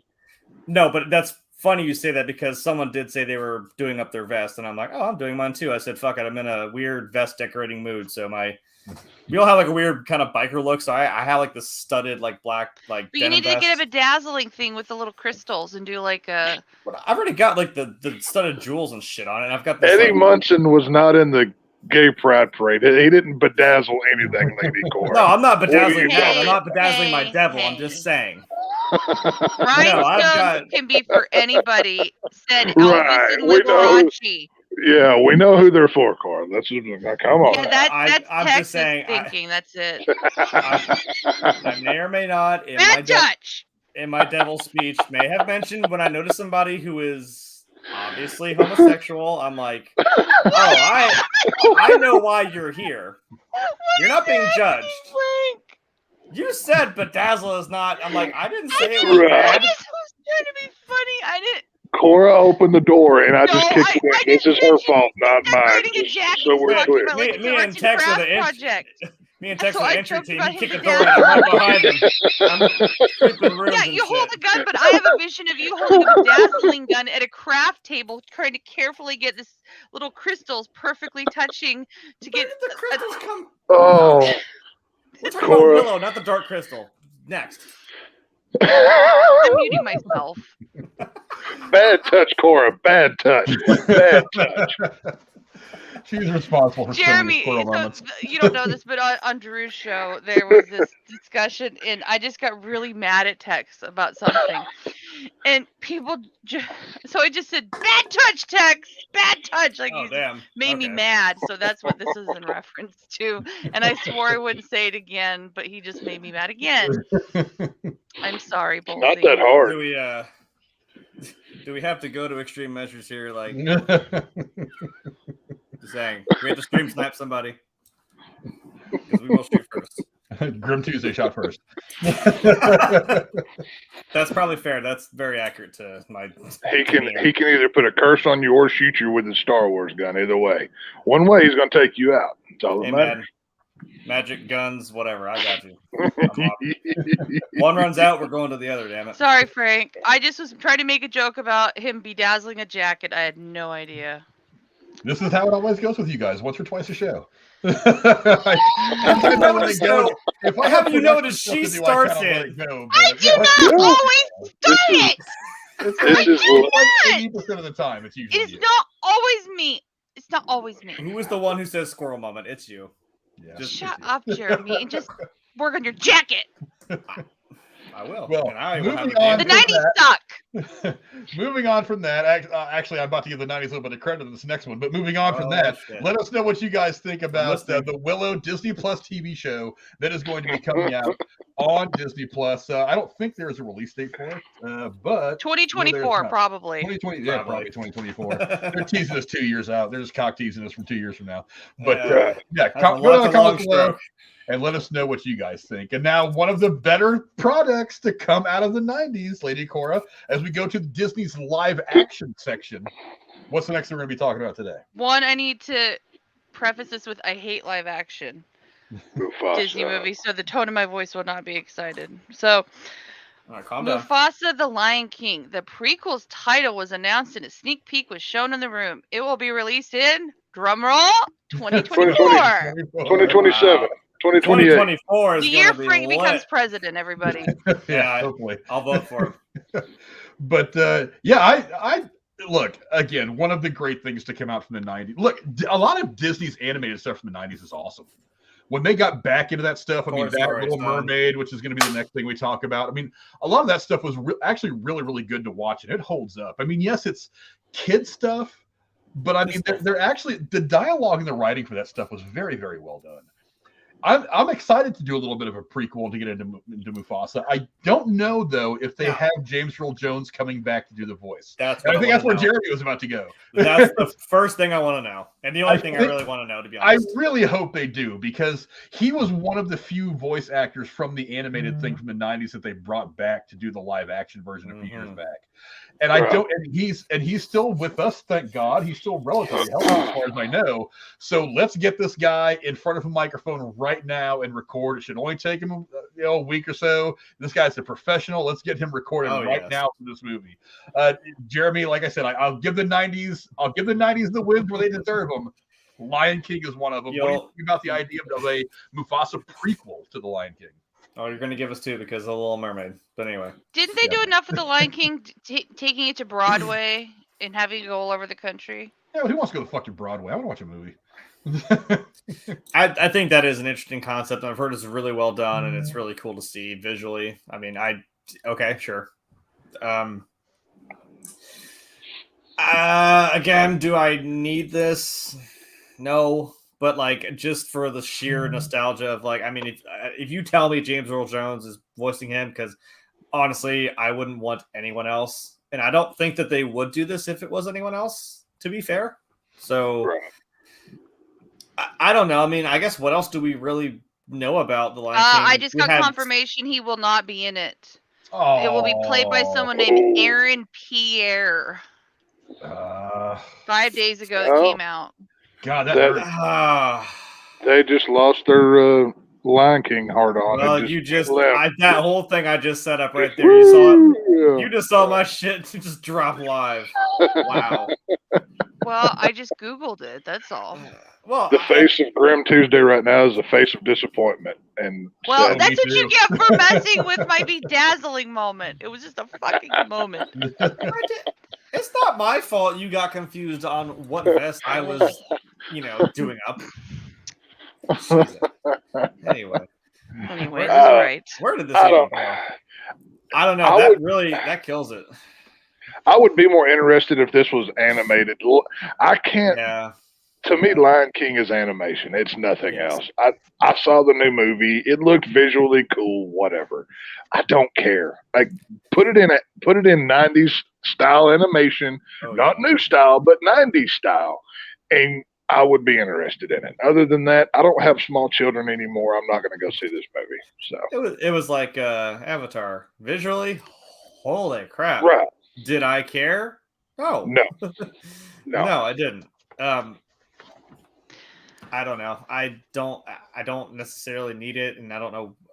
Again, where I was going, before Cora just like killed my whole. You're welcome. That was my whole gig, man. I know it's not your fault, but dumped ice water in your lap is what she did. Just killed it all. The Ice Bucket Challenge was in like 2012, man. Get past it. God, that was fucked. Honestly, we've only seen it's not even really even a prequel, but like we've only seen sequels of this story, which I mean is cool. Like you get Simba's kids, and then you get honestly I think underrated, but I think one of my favorite because it's just funny is the Lion King 1.5 with Timon and Pumbaa, because let's be honest, they're like the best characters. They were the comic relief, yeah. Yeah, they were two of my favorite characters, and them kind of being like, oh yeah, we were here while this was going on. We were here. I'm like, this is fun. There was a direct-to-video one where Scar's kid ended up getting with Simba and Nala's kid. I forget which one that was. I mean, it was a direct-to-video, I believe.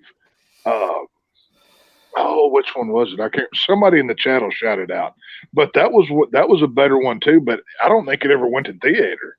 But I don't know. It was all right. Okay. But it was. I have hope for you, Jeremy.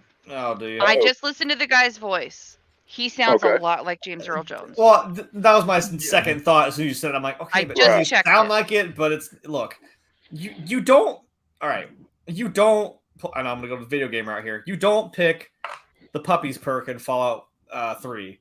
You have your dog die, and the puppies perk allows you to go back to the vault and take one of the puppies of that dog. I'm like, it's not the same. I don't care if it's the same dog again. It's the same model. You get it. I'm like, no, it's not the same. It's not the same. I don't know. Well, I'm impressed if you can do that voice. Honestly, that's if you give me the same chills with that baritone voice of his. Hey, I just sent you a link in the Twitter thing, and you go to the 127 timestamp, and he's being interviewed by somebody, and you hear his voice. It's close. Hang on, is James Earl Jones the one voicing all this Darth Vader stuff that Star Wars is doing lately?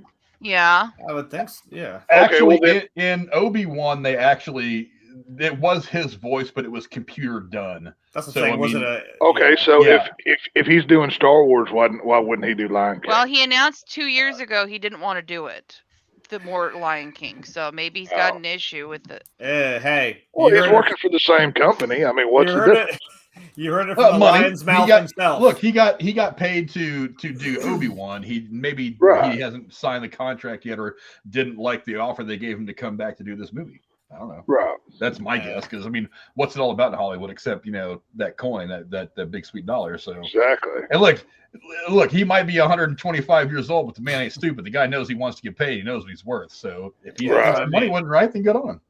But I'm excited for this. I like some of the stuff that they've turned from the animated '90s cartoon movies into live action stuff. I think most of it's been really. The Cinderella really one was shit.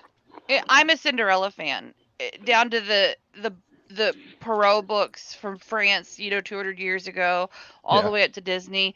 And the live action was total shit. They picked now of all the girls in Downton Abbey, they picked my least favorite actress to play her, and that was a gripe. But it's just why live action? I don't know. I think you either love it or hate it. Why not? And I'm not a fan. Because people are going to go because it's got that opening title scene where it shows the money grab, and then the thing coming over, and then Disney, and because Circle of Life, all that. Why do people go watch Fast and Furious movies? Text, bad touch. Actually, I don't know. I don't know the answer to that question, Frank. Well, because those of us that were smart enough stopped watching a long time ago. Cora didn't want to talk about the Circle of Life, how they opened the Lion King film. The songs get stuck in my head. No. Stop saying the lines. We were talking about Fast and the Furious. He said, why does anyone watch that? I'm like, no, the people who were smart stopped watching it. Yeah, exactly. But if your family, you keep watching it the other Tuesday. I guess you're not family. I guess I'm not. We're not part of the Toretto family of mobsters and gang leaders turned CIA and FBI agents. No, I'm part of the fun. You make sure and watch them. You make sure and watch the films, and always know if you touch the chicken first, you have to say the blessing. That's the rules of Fast and Furious. So figure it out. I totally forgot about that. I'd rather watch Ricky that. Bobby and his family eat chicken. Oh Jesus, baby Jesus, we love you, baby Jesus. 6 pounds per ounce in a manger. I like Cal Naughton Jr. He was one of my favorites from that film. He was pretty funny. We need to do a retro review of Talladega Nights. Oh God, see, we should. I'm a hardcore NASCAR guy, and I love that film. Up till the end scene where he's kissing that French dude on the NASCAR track, I turned it off and I haven't watched it since. I was like, nope, I'm done. It's a moment in a fantastic movie. Nope. It was banned for life. Came out. Help me, Tom Cruise. Help me, Oprah. I agree with your mom. She's smart, Jeremy. Yeah, I know. We went to go see it, and it was kind of like, well, we've seen this movie. Really, we've all seen that movie. It was just like, okay, cool, it's live. Well, it's kind of a weird thing to say live action. I'm like, well, it was a computer-generated live action. Right. Yeah. You know what I mean? But just, I mean, cool. Like, if you're just going to jerk off your visual prowess, cool. Mm-hmm. Didn't Jon Favreau make that? The guy that did the Iron Man films? Yes. Yes. I thought he made the newest Lion King, maybe. I could have sworn he did. Or the Jungle Book. No, he did the Jungle Book. He did Lion Jungle King. Book or Lion King? They did a live action Jungle Book that was filmed in the same style, using that like heavy CGI stuff with that super green screen that they use for the Mandalorian. Okay. I thought it was Favreau. And Andy Serkis did a similar one because that's all fair use. So he made a movie about the Jungle Book as well. And I don't know. I couldn't one of them. Okay. But I don't know. But yeah, so I don't go really down the comments. Yeah, I mean, whatever. I mean, look, it's all about the writing. If it's a good story and stuff like that, and you get the right actors to go there and tell the story, it's going to be a fun watch. It may not be the next. It may not be the next Wizard of Oz, Dr. Zhivago kind of thing, but I mean, just entertain me for a couple hours. That's all I ask. Maybe the last shot is the sunrise starting to come up. Yeah, and then they play the Circle of Life, and Cora sings along to it. That's the credits. Yeah. And then it gets stuck in her head until she hears another song. But go down in the comments below. Let us know what you guys think about Mufasa the Lion King, the prequel to the Lion King coming out. And there's one more Disney live action film we want to talk about. What's that, Lady Cora? Well, I don't want to talk about it, but y'all can. The Little Mermaid. The new teaser trailer unveiled. Release date is summer 2023. Like I said before, I don't care what race the girl is. Nobody has dreadlocks who lives underwater 24/7. It don't work. That's true. Well, I didn't even think about that. I don't personally care. Dreadlocks. That you need work, them to be dry. You can't, it's maddening to me. That's true. You can have her be black with the flowy hair, but the dreadlocks, I'm sorry, I can't. My data brain won't let me. So, honestly, anyways, I think the only thing that really kind of got me was I'm like, hey, I hope this movie isn't like this damn dark. Like, make it bright and colorful. The ocean is in itself bright and colorful, just like the movie is. And can they CG her with like rainbow skin or something? I don't know. Well, it's speaking of bright and colorful. How many virtue signals do you want in one movie, Cora? They've already made her black. Now she's rainbow. Really? I'm just saying some I type have of such a stupid qualm. I'm not even gonna get to say it. Something with scales to make it actually look like a mermaid. I don't know, but it has nothing to do with her race. Like I said, no disrespect to this actress and her talent potentially. I've never seen her or anything, so I don't know. But dreadlocks underwater don't work. I'm glad you said that. I didn't even think about that because all I was thinking about with her hair is I'm like, hopefully a little brighter red because it's just kind of dull. I don't know. I'm like, isn't her hair usually like fire engine red? So to quote Jenna Marbles way back in the day, it's like fire engine red.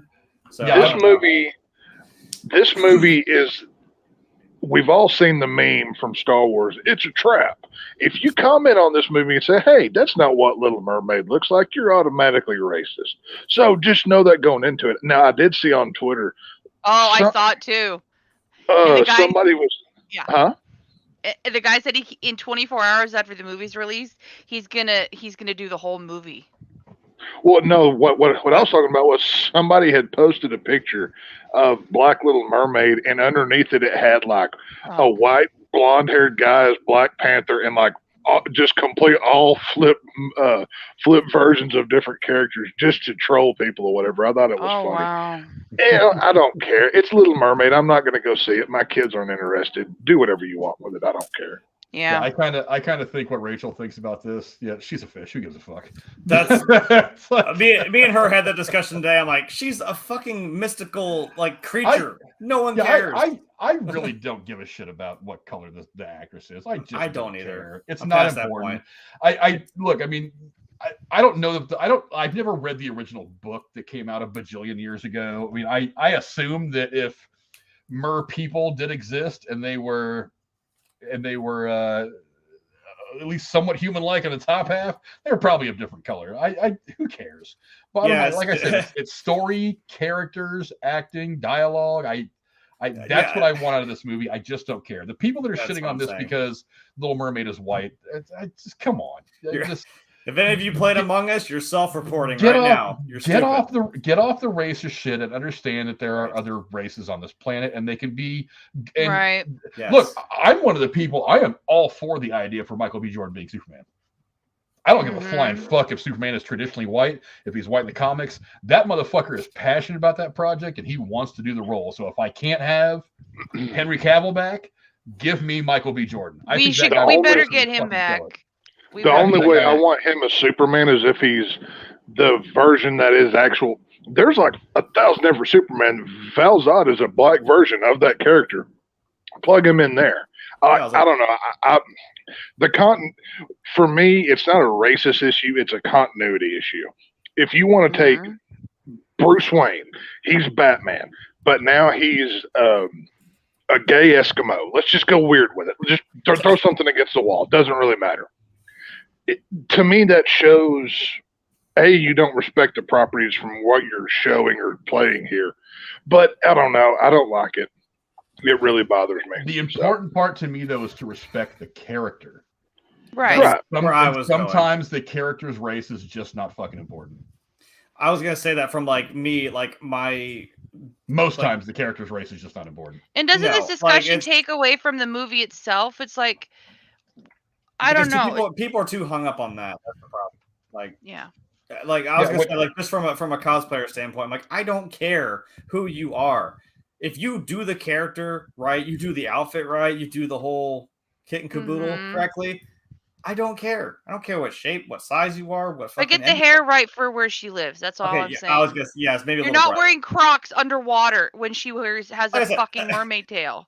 Like I said, we're just really nitpicking. That was my only qualms with it. Like I said, just maybe a little brighter on the hair. And I don't know if that scene is supposed to be that dark because it was her in that little tunnel. Like, I think it's supposed to be heavily shadowed so that you can't. Because they're trying to trying to make you wonder who she is. Well, in that scene, it was her looking up, that, right? Like she's looking up at the surface world, and she's like, "Oh, what is this?" Like, in that scene, she is in that little cave area where she stores all of her trinkets that she likes to play with, the things she finds. So you would imagine it would be kind of dark in that cave because it's a cave and it's underwater, and water generally when you get deeper in the water, for those of you who have been in the ocean, it's dark. As you get deeper and deeper, less light can get through the water, so it gets darker and darker. So I mean, color tonal wise, it all made sense. But and I think also part of it is just the reveal, because you want to have a vague view of her face, and as she gets closer to the camera, you have that moment she comes into focus, and that's the reveal moment, the visual. So I got that. But yeah, look, for one, she can sing. She can sing for sure. I mean, I like I said, I just want a good movie. Give me a good character, give me good dialogue, give me a good story. That's all I want. The rest of it to me is all just bullshit. I just don't care. But that's the live action Disney stuff. A lot of the stuff, again, a lot of the trailers that came out, they're all out. Some of the stuff that was specific to D23, the sizzle reels and stuff, have not been released. Neither should they be. I think some of those things should be reserved for the people who actually made their way to Anaheim to go to D23 this year. But yeah, I think I think all that stuff is out so you can look at it. But other than that, the trailer didn't do a whole lot for me. I was like, okay, I want to see another trailer. I mean, it was a good trailer. It was a good first trailer. But does it really get me jazzed up to see it? Not really. Especially since I walked in and Jennifer was actually watching The Little Mermaid on Disney Plus earlier. I was like, okay, you got big shoes to fill now, because that was one of the good movies. So go down the comments below. Let us know what you guys think of The Little Mermaid. Have you watched the trailer? What do you guys think this is going to look like? Also, real quick, did you hear that Halle Berry apparently jumped on some dude on Twitter because he was criticizing Halle Berry for for taking the role? But the girl's name is actually Haley Berry. Yeah, it's like really close. He had no fucking clue what he was even talking about. I double taked it when I saw that, because I saw her name and I'm like, oh God, that's way too close. That sucks. Like, shit. Yeah, she had no business taking that flack. Jesus Christ. Yeah, but anyway, go to that comment so let us know what you guys think. And now we're getting into some of the Disney Plus stuff. Back into it, and Disney's got some stuff coming out. Lady Cora, what's the one thing about the Disney Plus stuff we want to talk about? Well, heavily hyped, Hocus Pocus 2, the new trailer revealed for a sequel that premieres exclusively on Disney Plus, begins September 30th. And I have to tell you, I read an article where Bette Midler and Sarah Jessica Parker, and I forget the other woman's name, they sat down together and watched it after it was post-production, and they loved it, and they were interviewed right after they watched it. And I don't really think it was hype, because these women have very successful careers and have no reason to lie. They love it. So if they made it, they loved it. I can't wait to see it. So, well, it would kind of be weird if they hated it. I mean, to be fair. Yeah, but you know what I mean, though, when you see the passion in actors. In an interview about how their project went, and they believe in it, it makes you want to see it more. No. Here's what she should have done. The trailer ends, and then Bette Midler just go, "What a glorious trailer! Makes me sick." Just flips it over. No. That would be great. Again, this is one of those movies. I don't even need another trailer. Just bring it. I mean, there is a certain magic to some movies like this. I mean, hopefully you get. Because it came out in what decade? Late 80s, early 2000s, somewhere in that range. But hey, okay, I said there were some good things that came from the 90s. This is one of them. Yeah, the smaller projects weren't bad. But fuck off. Smaller project. Hey, look, this is exactly. I have to shout because he's old, but he's back there in like 1986. I have to yell a lot louder if anyone understands. I'll put the mic like right here. No, we just need to order some hearing aids. But yeah, this is going to be fun. Again, it's one of those crazy, goofy things. It's not horror, but it embraces the childlike fun of Halloween without trying to get too scary. Just one of the things that I like about Halloween is you get to expand yourself a little bit. I mean, you don't often get to play dress up as an adult, but Halloween, for some reason, it's okay. When you're a kid, you can do it. Cosplaying, damn it. Yeah. Well, cosplaying, but I mean, you don't get to do that every day. Halloween is the one time where you can really kind of embrace all that stuff, the fun, spooky stuff, without having to deal with, if you're not into some of the horror. Like, Cora's not a huge horror fan, but I have to admit, I'm slowly kind of coming into being. watching that episode from the thing about the dolls that Tex talked, the American something. American Horror Stories. I am finding myself being more curious about horror. Bro. So there's some good we stuff. could ease you into it because there's. I was gonna say there's horror is a vast. Yeah, there's many kinds. Well, we can talk about like a certain I haven't film. seen any of it. I haven't seen the Jason stuff. I haven't seen the Halloween stuff. I haven't seen any of it. Or the Saw stuff. None of it. So like. Jeremy's right. We can ease her into it. We can start with something like The Exorcist, something like that. I've seen The Exorcist, but to me that's not horror. To be fair, drama. To be fair, that's not really. I mean, for the time, yes, holy shit. But I mean, now it's kind of it's still fun. It's got its moments, but I mean, it's kind of tame compared to. It seems like a psychological thriller. If you're gonna start with horror, you need to go Psycho, then Texas Chainsaw, and then Halloween '78. That's where you need to start and work your way in. That's the only way to do it. Texas Chainsaw Massacre is still my all-time favorite horror movie. Yes, mine too. Yes, always my favorite. Well, yes. Number one forever. Yes. Is it? Wait, hold on. Is it right here in front of me? I actually think it is. It might be. By the way, your mom is so sweet. She mentioned you in the chat. She goes, did she? I got a good thing in the 90s, and she's referring to you. I know. See, I keep telling you, that is exactly about 10 years ago. This is exactly where that damn conversation started. I told Frank, I'm like, hey, you know what? I came from the 90s, and I'm pretty fucking awesome. Like I said, a couple of good things came from the 90s. You're one of them. Give me credit. See, you're one of them. I'm giving you credit for being one of them. You better, damn it. Can I ask you a question, Jeremy? What does your shirt mean? Oh, this? Anyone in the stomp comments? Mean? Okay, hold on. Except for Rachel and except for my mom, because you already know. You know what this is. Why are you pointing down to the floor? Because my phone's down there. Shut up. The comments are down there. I know how to Rachel YouTube. on the floor. It's like it's Rachel sitting on the. Hey. This is the censor line. We're not talking about outside the box. All right. Anything outside of camera frame doesn't exist right now. This is free game. No. Okay. Okay. No. Does no one know? Frank? Is it the? I know what Stomp is. Yeah. Is that the thing where they hit trash cans? Yes, they're a music group that. Yeah, I turned down going to that. Someone was going to give me tickets in Portland, and I didn't want to see it. Dude, no, you should have gone. They use everything except for instruments. They use, I just thought it was going to be super loud and annoying, like toddlers with pots and pans, so I didn't go. No. There is. They don't speak. So right. There is a comedy element to the show too, and there's like audience participation. It's really fun. Trust me. There's always like that one guy who like they come out with the big cans and shit. And he's got like a little pail, a little bucket. And he's always like, damn it. And he like they got the broomsticks. He comes out, he has the one up everybody. He's got like a really big wide broom with like two handles. He just like runs across the floor with it. There's always like a lot of comedic relief in it too. I've never heard of this before. Yeah. Well, if I see them have a show somewhere, maybe I'll go next time. Yeah, it's a musical group, a lot of obviously percussion stuff, but it's really cool. You can do stuff with like the Zippo thing is always my favorite. They turn all the lights down and they're all just standing in line, just clicking the Zippo lighters and lighting them and doing a little segment with that. Because that can't cause an accident or injury at all. But that is why you have licensed professionals like myself who can do that to be on set in case anything burns down. You're welcome. That's really cool. You are. Yeah, that's what I would be there for something even just as simple as that. If you had a stage play, they had a candle just sitting on a table, I'd have to be there to make sure no one dies. That's simple. And I get to watch the show for free. Anyway. Cool. Learned something new about Jeremy today. Right. I play with pyrotechnics in my haunted house job, so that's why.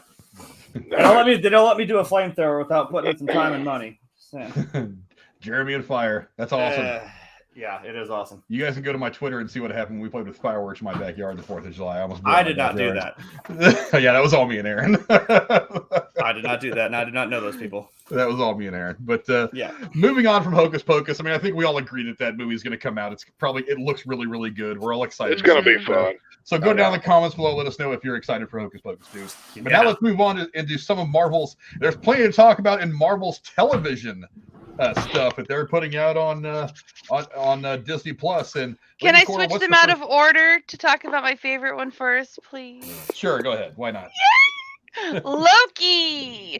Ke Huy Quan joins season 2 cast of Disney Plus's series, the best one except for WandaVision, starring Tom Hiddleston, Owen Wilson, and Sophia DiMartino. Production is underway, but the premiere date is to be announced. Sad face. Oh, shit. As I just dropped the Tesseract. Fuck. But the world's gonna die now. Thanks, there, Grim Tuesday. You doomed us all. Actually, blame me because I'm the one who fast moved it up the list. Yeah, it's dead. I'm ready for this. I'm interested to see what it's going to do for the larger MCU. I'm interested to see how it's going to look. It's got to have some kind of an effect on what we're going to be getting in the Kang Dynasty. Not to mention we're getting more Tom Hiddleston as Loki, which makes the world a better place. So I'm ready. I'm interested to see how things evolve with him and Sylvie. I'm interested to see if he's going to make his way back to the cinematic universe. I mean, I want to see more, and I want to see more not Luke Wilson, but Owen Wilson, his brother Owen Wilson. I want to see more Owen Wilson too, because I loved him in the movie. I loved him in the show. I thought he was fantastic. I thought he was a great foil to play off of Loki. I don't know, Jeremy. This is obviously a point of some interest to you. So we'll go right to you. What do you think about season 2 of Loki coming out? Oh, I don't know what I gave that away. You can't put this damn thing on. I put this on so fast. Do you sleep in that ever? I do not. I bet he's going to Walmart with that thing on his head. I will neither confirm nor deny. What I do. Also, I mean, it's not like my first pop here isn't, he right here. I bet he wears that thing to town, and when somebody stares at him, he makes them feel weird for not having one on. That's how he operates. That's how that works, honestly. God, these things are uncomfortable. You need to go and custom mold it to your head at this point. Well, the thing is, I do have something in there to help, because this thing is highly uncomfortable, and this is actually the most comfortable it is because I put something in there. I'm obviously excited. Can't you tell? I'm just all standing up for it. You are not more excited than I am. I'm really. I don't know.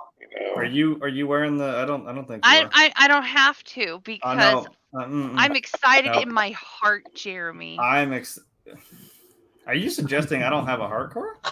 No, I'm not. I'm saying I was excited more, and I am now than you were and are. I just really want season 2. As soon as the last episode, end credits, I'm like, okay, I want season 2 now. It just. I want to see it. I kind of hope that. I mean, I know it's just a little side. I don't know why. It was almost kind of like the Eddie Munson thing, where he's on screen for 20 minutes, and President Loki was there for 20 seconds maybe, and I was like, why is that my favorite character? Holy crap! I don't know why. I love it. I went and got the little short series of comics. I read through them, I think 2 or 3 times. It's a short read. It's just kind of interesting. Like I said, I went to Comic-Con as him. Shit. I don't know why we just let him get his hand bit off and then shoved into a popcorn machine, and that was it. I'm like, can I have more of that, though? I want more of him. I just want Alligator more. Loki got Alligator Loki. That one's my favorite. Give me more Alligator Loki. Hold on. That one's my dude. Oh, God. Where is he? Okay, hold on. Well, I've got the alligator down there. That wasn't part of my cosplay, which is really unfortunate, but got him. So I'm saying, Alligator Loki's cool.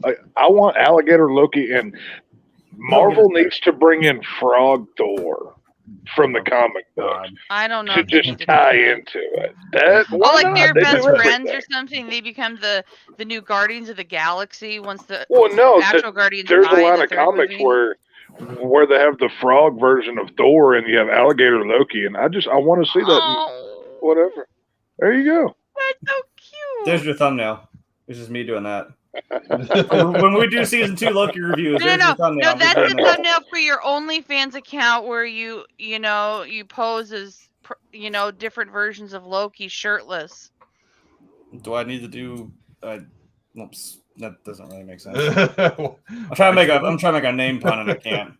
Why? No, I'm really sad that I didn't have this at the Comic-Con because I could. You know what I mean? That's hilarious. That's cool. This is going with the cosplay now, damn it. This is perfect. That's so cute. Funny. Because everyone kept asking me, where is he? I'm like, I don't have that, damn it. So I actually bought a little Alligator Loki pin to put on the lapel of my fucking President Loki suit. I'm like, fine, there he is. He's right there. I'm sure Marvel or Disney will sell you one for about $100 if you don't own one. Or just yet. just get a Loki like or what are those like dinosaur head things, and then put the crown on top of it, and wear like a shut up, Rachel. furry tail that looks like, and it comes and wear the president for Loki suit, but be like alligator Loki president. You know, he could be my running mate. Fuck it, we'll do Loki and alligator Loki for president 2024. That's funny. Well, I'm from Ohio. Please don't do that. We do dumb shit like put Harambe and Hennessy on the fucking voting list. Please don't. For legal reasons, that is a joke. Put Frank on there above all. You guys don't want me and Frank running the country. Do you see? See, Rachel just said she paid for that. She paid for the alligator head and the tail thing. That is not what she's talking about paying for. I know what she meant. Oh, the OnlyFans joke. I know what she meant. God damn it, go back in there, you little shit. That's your running mate. Don't talk bad about your vice president. But getting back to Loki, since we had another squirrel moment, thank you again for that, Cora. Yeah, right. See, it's always her. I'm fucking telling you, it's always her. Fuck you. Oh, it's gonna be a great hot season. I'm excited as hell. I mean, Ke-Huy Quinn. I have not seen any of Squid Game. It's one of those things. What? Where it got hyped up so hard, so fast, and I kind of was like, okay, if it's like that, I can't get into it. My son watched it and just said it was weird, and I was okay, maybe one of these days I'll give it a go. Not today. You know what? I did the same thing. I was like, oh my God, why is everyone and their mother talking about this? Oh my God, what is this fucking weird PlayStation people that are dressed up in these little suits? I'm like, what the fuck is this? I mean, I watched it. I was like, whoa, wow. And this shit was made like 10 years ago, and they couldn't get it till like now. Well, I've heard he's actually quite good in it. This guy, Ke-Huy Quinn. So I'm all for adding talent, and obviously we're getting it was a good show. Owen Wilson and Sophia DiMartino back. So, I mean, look. There's plenty more to tell. They made it very clear at the end of season 1 that there was going to be season 2, even with the title card saying Loki will return in season 2. So they have more plans for him. I just bring it on. Again, there were some spots where season 1 didn't quite hit. There were a couple episodes that kind of fluttered a bit. But overall, I think it was a high-quality show. I think it's probably one of the top 3 shows behind WandaVision and Ms. Marvel for me. So, I mean, just bring it on. I'm ready. I mean, again, we've seen a few clips. They came out with a trailer a little while back. I'm interested. Bring it on is all I have to say. Really? Ms. Marvel's above Loki for you? Oh, yeah. Wow. I really like Ms. Marvel. It's not that show was just fun to watch. I don't know. I haven't watched it, so I'm not going to... It didn't take itself too seriously. It was straightforward about what it was. It was one of the, because I always talk a lot about how I don't mind inclusivity as long as it's not for the sake of inclusivity and diversity. They work it into the character. I related to because her grandmother reminded me dead out of my grandmother. Like that older ethnic woman. That was my Nana to a T. So I love every minute that she was on screen. I loved her. It's like it's easy to relate to. It's a family story at heart. I mean, I might watch it stuff, but it's a family story at heart that I think almost everybody can relate to. And again, it's a little bit coming of age. She's a teenager trying to figure out things, and then she gets this power. She's trying to figure that shit out. It's a really fun show that just doesn't take itself seriously. It's straightforward. Okay. It's a good watch to me. And it wasn't so overbearing. And of course, there was that little post-credit scene at the end that, kind of blows your mind a little bit. And you're like, whoa, wait, what? And then, of course, there's the Marvel, the mutants finally dropping the M word in the MCU. That was a big deal. Yeah, there was a lot to that was really fun to watch, but that's just me. Okay. I might actually watch it this week. I could put it on the background while I'm working tomorrow and Monday. Yeah, but I mean, I'm ready for Loki. Bring it on. So go down in the comments below. Let us know what you guys think. How excited are you for Loki? There is no, as far as this article is concerned anyway, there is no premiere date yet, but they are filming it right now. I've got to think they're pretty close. They're pretty close to They're pretty close to wrapping up filming on this, I would imagine. So when does the first season come out? What time of year? It was fall? No, wasn't it right after WandaVision, which was like in the winter, like January, February? So maybe it was like in the spring? I don't remember, to be absolutely honest.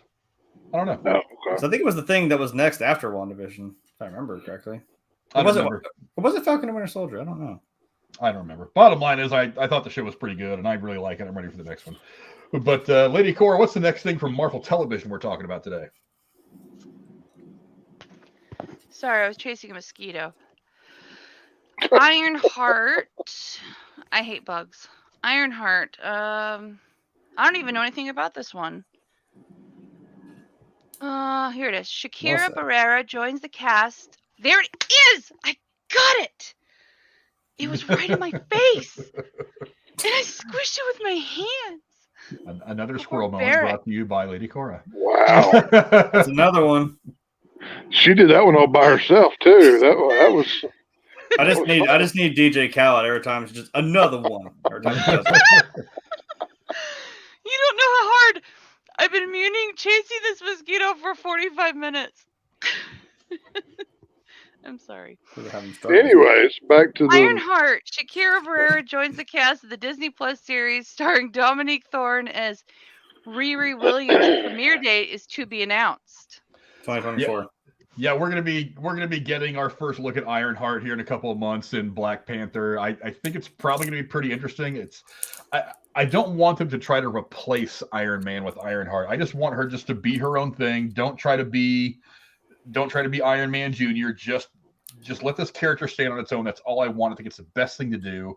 I'm interested. I haven't heard a whole lot about it, but I think we're going to get a good indication again in Black Panther as to what this character is going to be about. So, I mean, pay attention in a couple of months when Black Panther comes out is all I have to say. Tex, what do you think? It goes back to that argument I made earlier about in the first 10 years of Marvel, you had the big stars for Iron Man. Now we're into the sidekicks and I don't think this is going to go over huge. I don't think it's going to be as, Wonder Man. I think this is Wonder Man territory for me. I don't see this being, I'm trying to remember. I've never read a Riri Williams Iron Man comic book.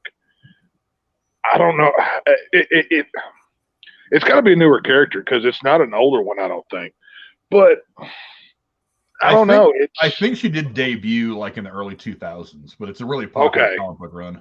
Well, that's what I'm saying, because I've never read any of the stories where there was a black female Iron Man or Ironheart.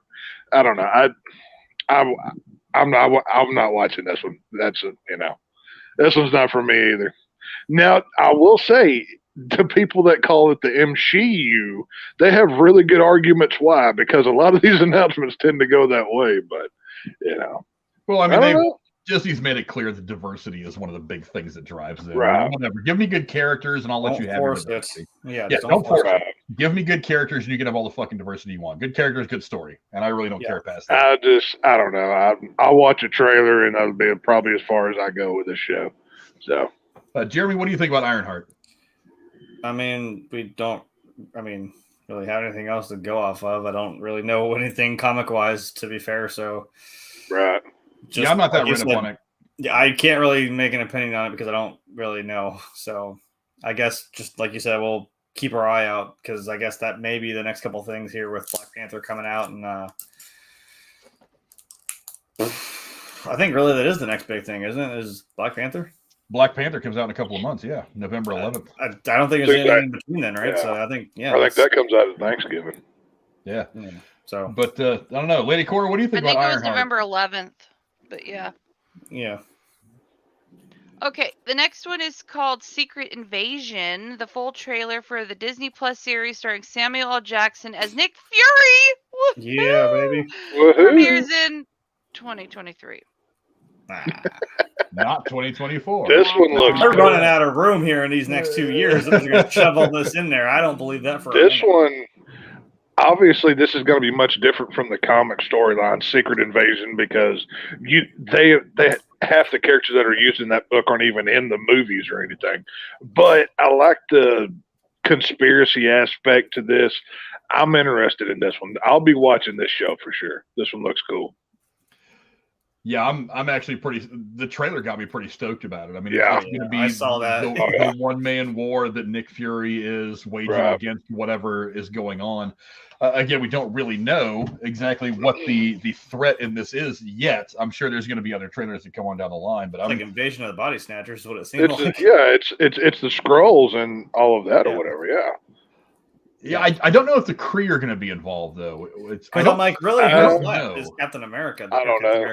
Captain Marvel, like, who's really left here? I wonder if maybe there's a faction of Skrulls that, even though the shape-shifting bad guys are kind of the good guys, generally speaking, that we find out in Captain Marvel, I'm wondering if there's like a bad group of Skrulls like that are trying to do stuff like that. Wow. The one thing that stood out to this from this trailer to me though is when he's talking to Rhodey.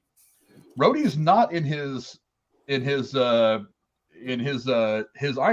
Man suit, his fucking, the hell's it called? I bet Rhodey's his Robin suit. I bet Rhodey's a Skrull. I'm gonna go ahead and predict that now. He's not. Why was he walking around? I'm like, what? Well, no. Here's the thing: is he's not in his War Machine suit. He's in a regular suit, and he's got the little pin right here in his lapel that the politicians wear. So I'm wondering if he hasn't given up the War Machine mantle and gone into politics.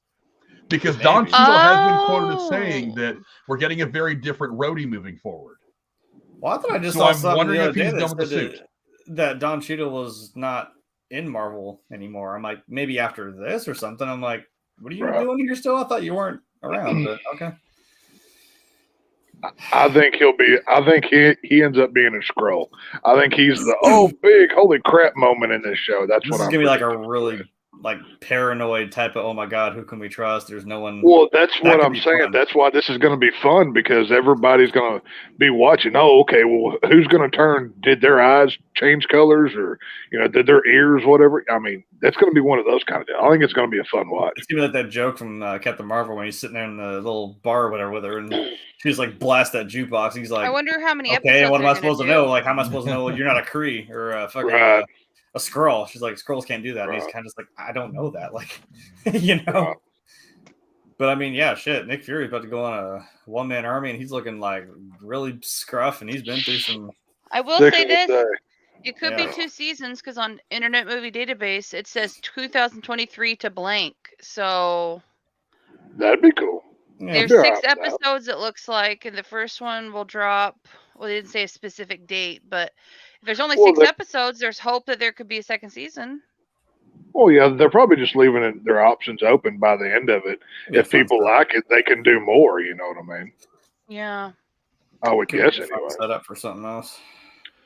Well, I see. Actually, I mean, obviously, one Marvel project, turns into another, but I don't know. I mean, the Secret Invasion stuff that affects everything. So, I mean, whatever comes out of this show, it can literally affect any property that they're doing. So, I mean, they can go as big or as small as they want. They could say, oh, well, Iron Man didn't actually die. The real one's in space right now, or some nonsense. He's fucking fist bumping Cap on the moon, like, If they did that, I'd be pissed. Yeah, that would feel kind of cheap. Well, I'm not saying they're going to do that. The real Iron Man shows up and Tom Cruise gets out of a spaceship or anything. Yeah, but it's out of a fucking F-16. Like, yeah. But I mean, for speed. Just like with the multiverse thing, they have plot armor for days here. They can say, oh, well, this person really wasn't them since 5 movies ago or whatever. So. Well, oh my gosh, that does feel kind of cheap, though. Lady Dragons is in this. Emilia Clarke's in it. Yeah, she was in the trailer. Lady Dragons. I didn't know that. I didn't know the trailer.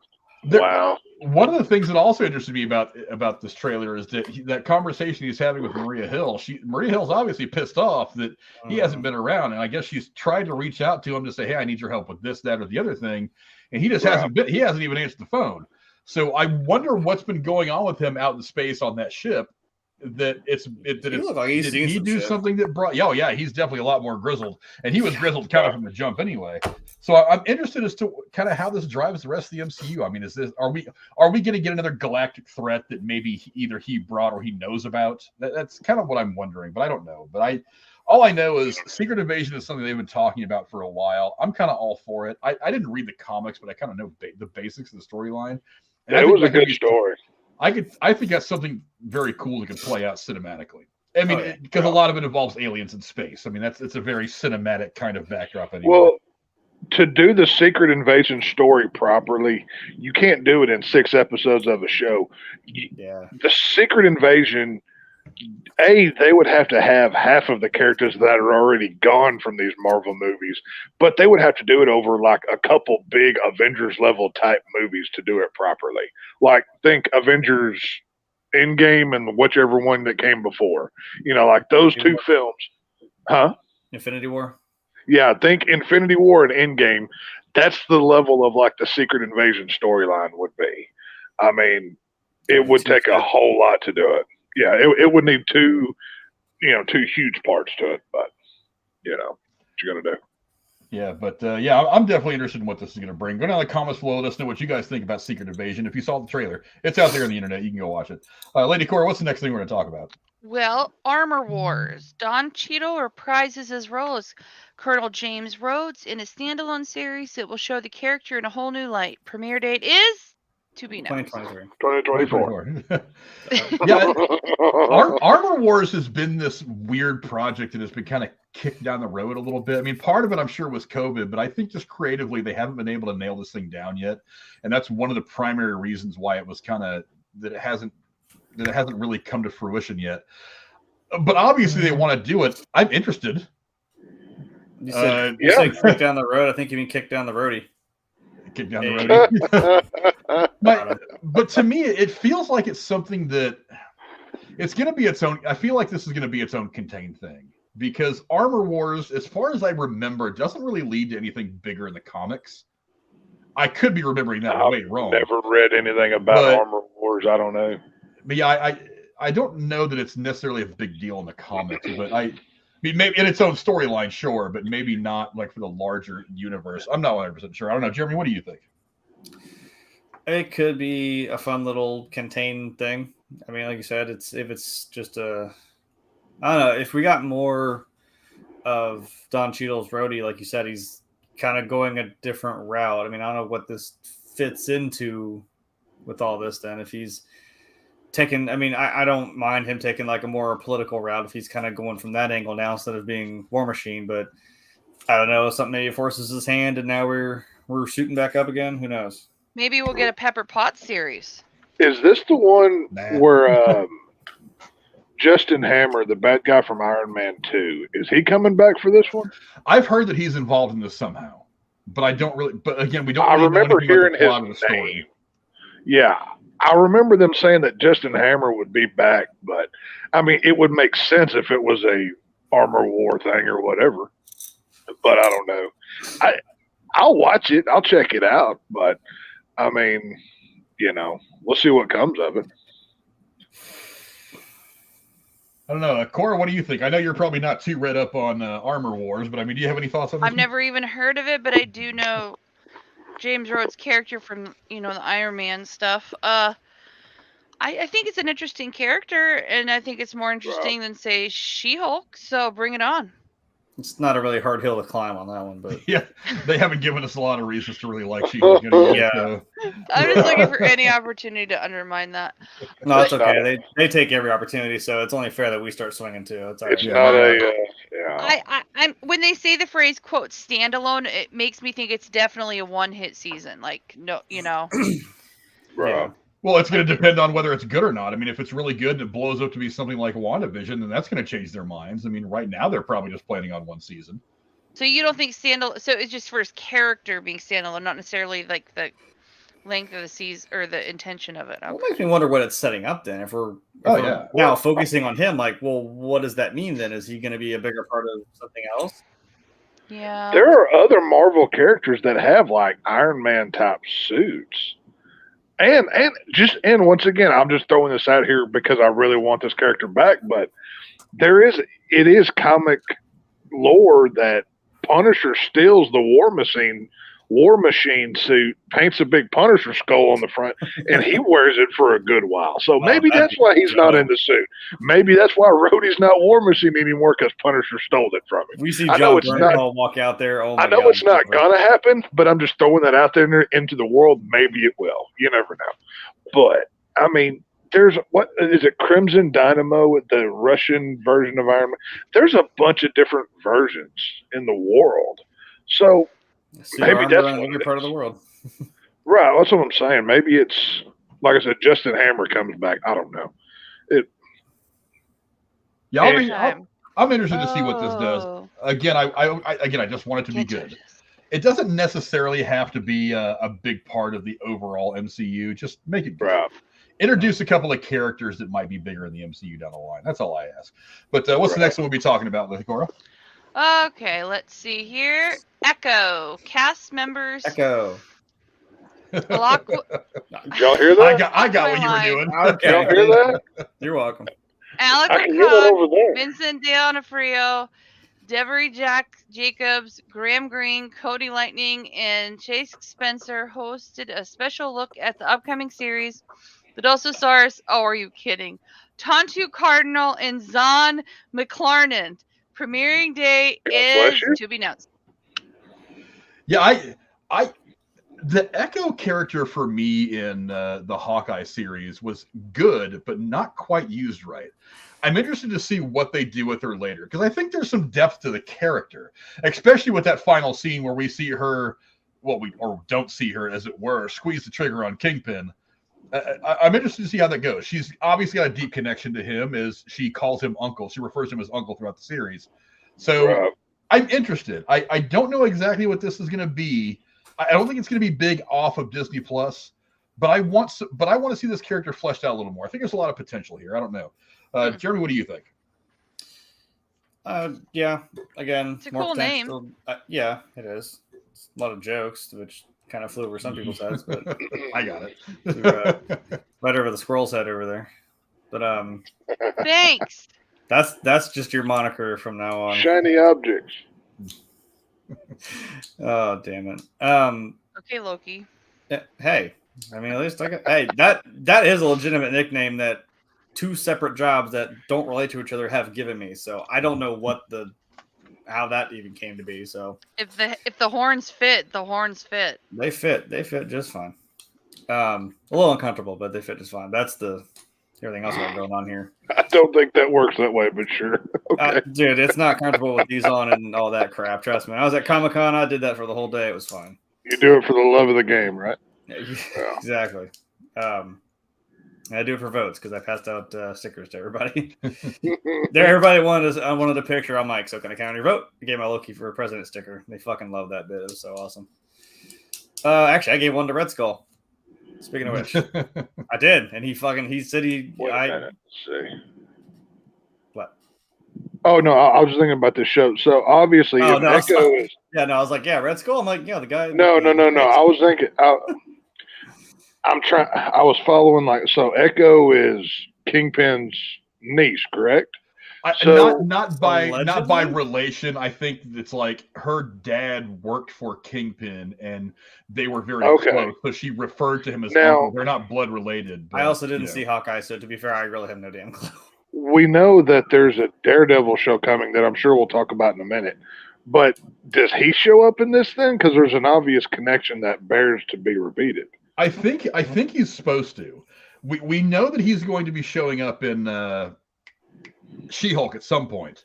Oh God! I hope they don't ruin Daredevil. Don't do that, She-Hulk. I think it's more going to be We are both lawyers. Well, no, he doesn't show up as a lawyer. He shows up in suit. He's in the final trailer that dropped before. Yeah, no, the suit looks cool. Yeah, no, the suit looks cool. They gave him the yellow stuff. Yeah. So I mean, he's going to be getting some screen time before his thing comes out, and we'll talk about that here in a second. But I think he's supposed to be in this. It makes sense. I mean, they both.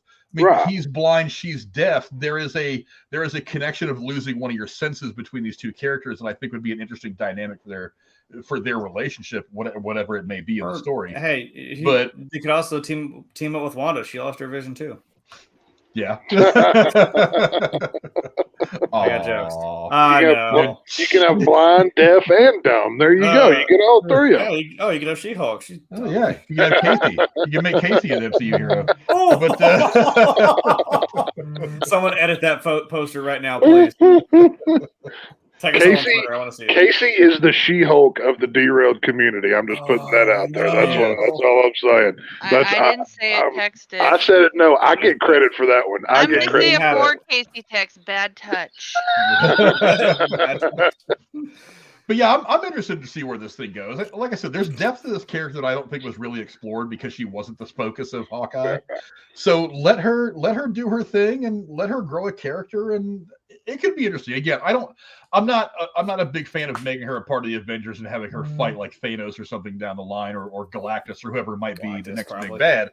But I'm all about examining her character a little more. Give her a little bit of a character study, kind of like what Warner Brothers did with Joker in the Joaquin Phoenix movie. Go ahead and flesh her out. Have some fun with her. Grow a good character. And maybe she can grow into something that you could use cinematically. I doubt it. I think she's probably a better character for Disney+. But that's just me. Lady Cora, what's the next one we'll be talking about today? I want to try to rapid fire through the last couple since we're running way over time. There's a lot to talk about, though. Yeah. Okay. All right.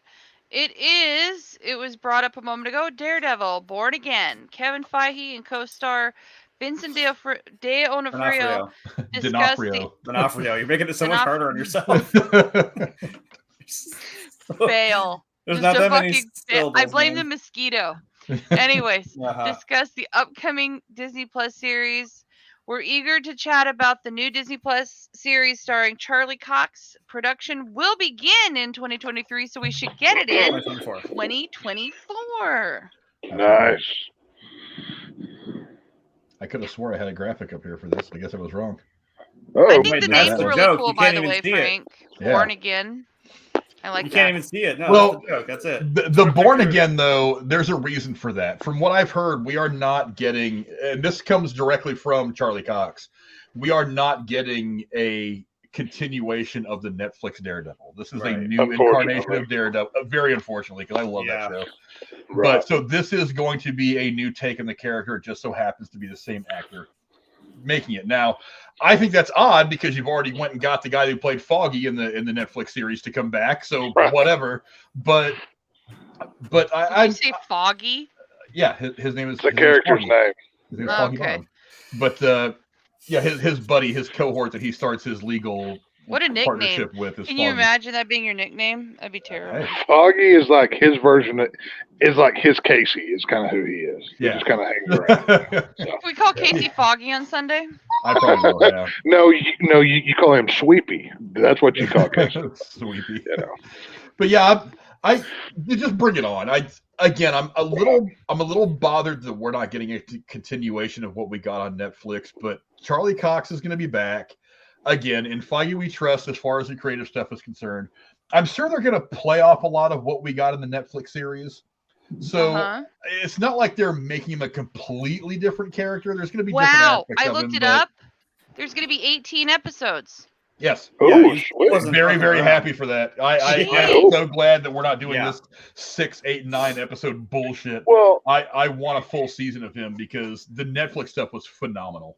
Wow. Well, for a character like Daredevil, you don't have to spend $10 million on CGI and magical powers and crap. You know. Yeah. It's just it's a martial art.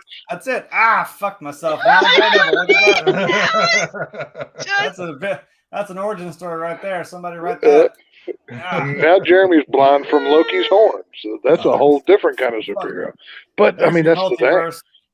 With with Daredevil, I mean the most CGI you're going to have to do is when like you do like a nautical effect, like a sonar radar or whatever he uses. But so he's back. Pretty much. Yeah. But 18 episodes. That's gonna be great. The guy who played Batman also played Daredevil too. Fun fact here. Either way, yes, true. But I hope they don't nerf down Kingpin because he's a big enough character. He could be a major boss threat for the MCU. But I got a bad feeling they're going to water him down to the point where he's a minor level baddie. You know well, what I mean? from what we saw of him in Hawkeye, he's kind of the same Daredevil. He just instead of like the creamy white suit that I love, by the way, like Michael Clark Duncan wore. The white suit needs to come back. That's part of the look. Yeah. He's gonna be like, they had him like in a Hawaiian shirt again, a little bit more of a cash kind of Kingpin. And I didn't mind the look, but from what I could tell on screen, he's kind of the same character. So part of me is like, you know what? Fuck it. I don't really care if he doesn't wear like the whole white suit. He's still a badass. And as long as I'm getting that badass version of Kingpin, I'm okay. Right. Well, I don't know. We'll see. Obviously, we would all love for the Netflix show to just have another season or whatever, and that's not going to happen. It's going to be an MCU version, so hopefully they steal more of it than less. That's all I guess I can hope for on this deal. So I agree. We'll see. Jeremy, you have any more thoughts on this? Still trying to make another blind joke, but I can't. I guess I just can't see the punchline. I'm sorry. He's so blind he can't see where he's It's the glint off your horns. Take them off and you'll see better.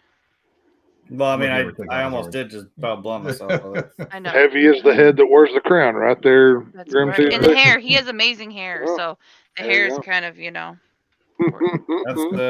where the money's at. But let's move on to one that I'm sure is going to cause a great deal of discussion here as we start to get into our final few things that we want to talk about. Well, this is the last one for Marvel Television. Yes. Werewolf by Night. The Halloween-themed program starring Gail Garcia Bernal and Laura Donnelly. Marvel Studios' first TV special was revealed along with a trailer and an October 7th, 2022 premiere date on Disney Plus. That's this year, folks. God. Bring this the fuck on. Yes, I want this now. Please. This was the first trailer. This is the first trailer I saw, and oh my God, I'm gonna gush so goddamn hard. Dude. It's October. I mean, it's werewolf shit. It's inherently cool. The way it was shot, the way it was like lit. Why are they making us wait?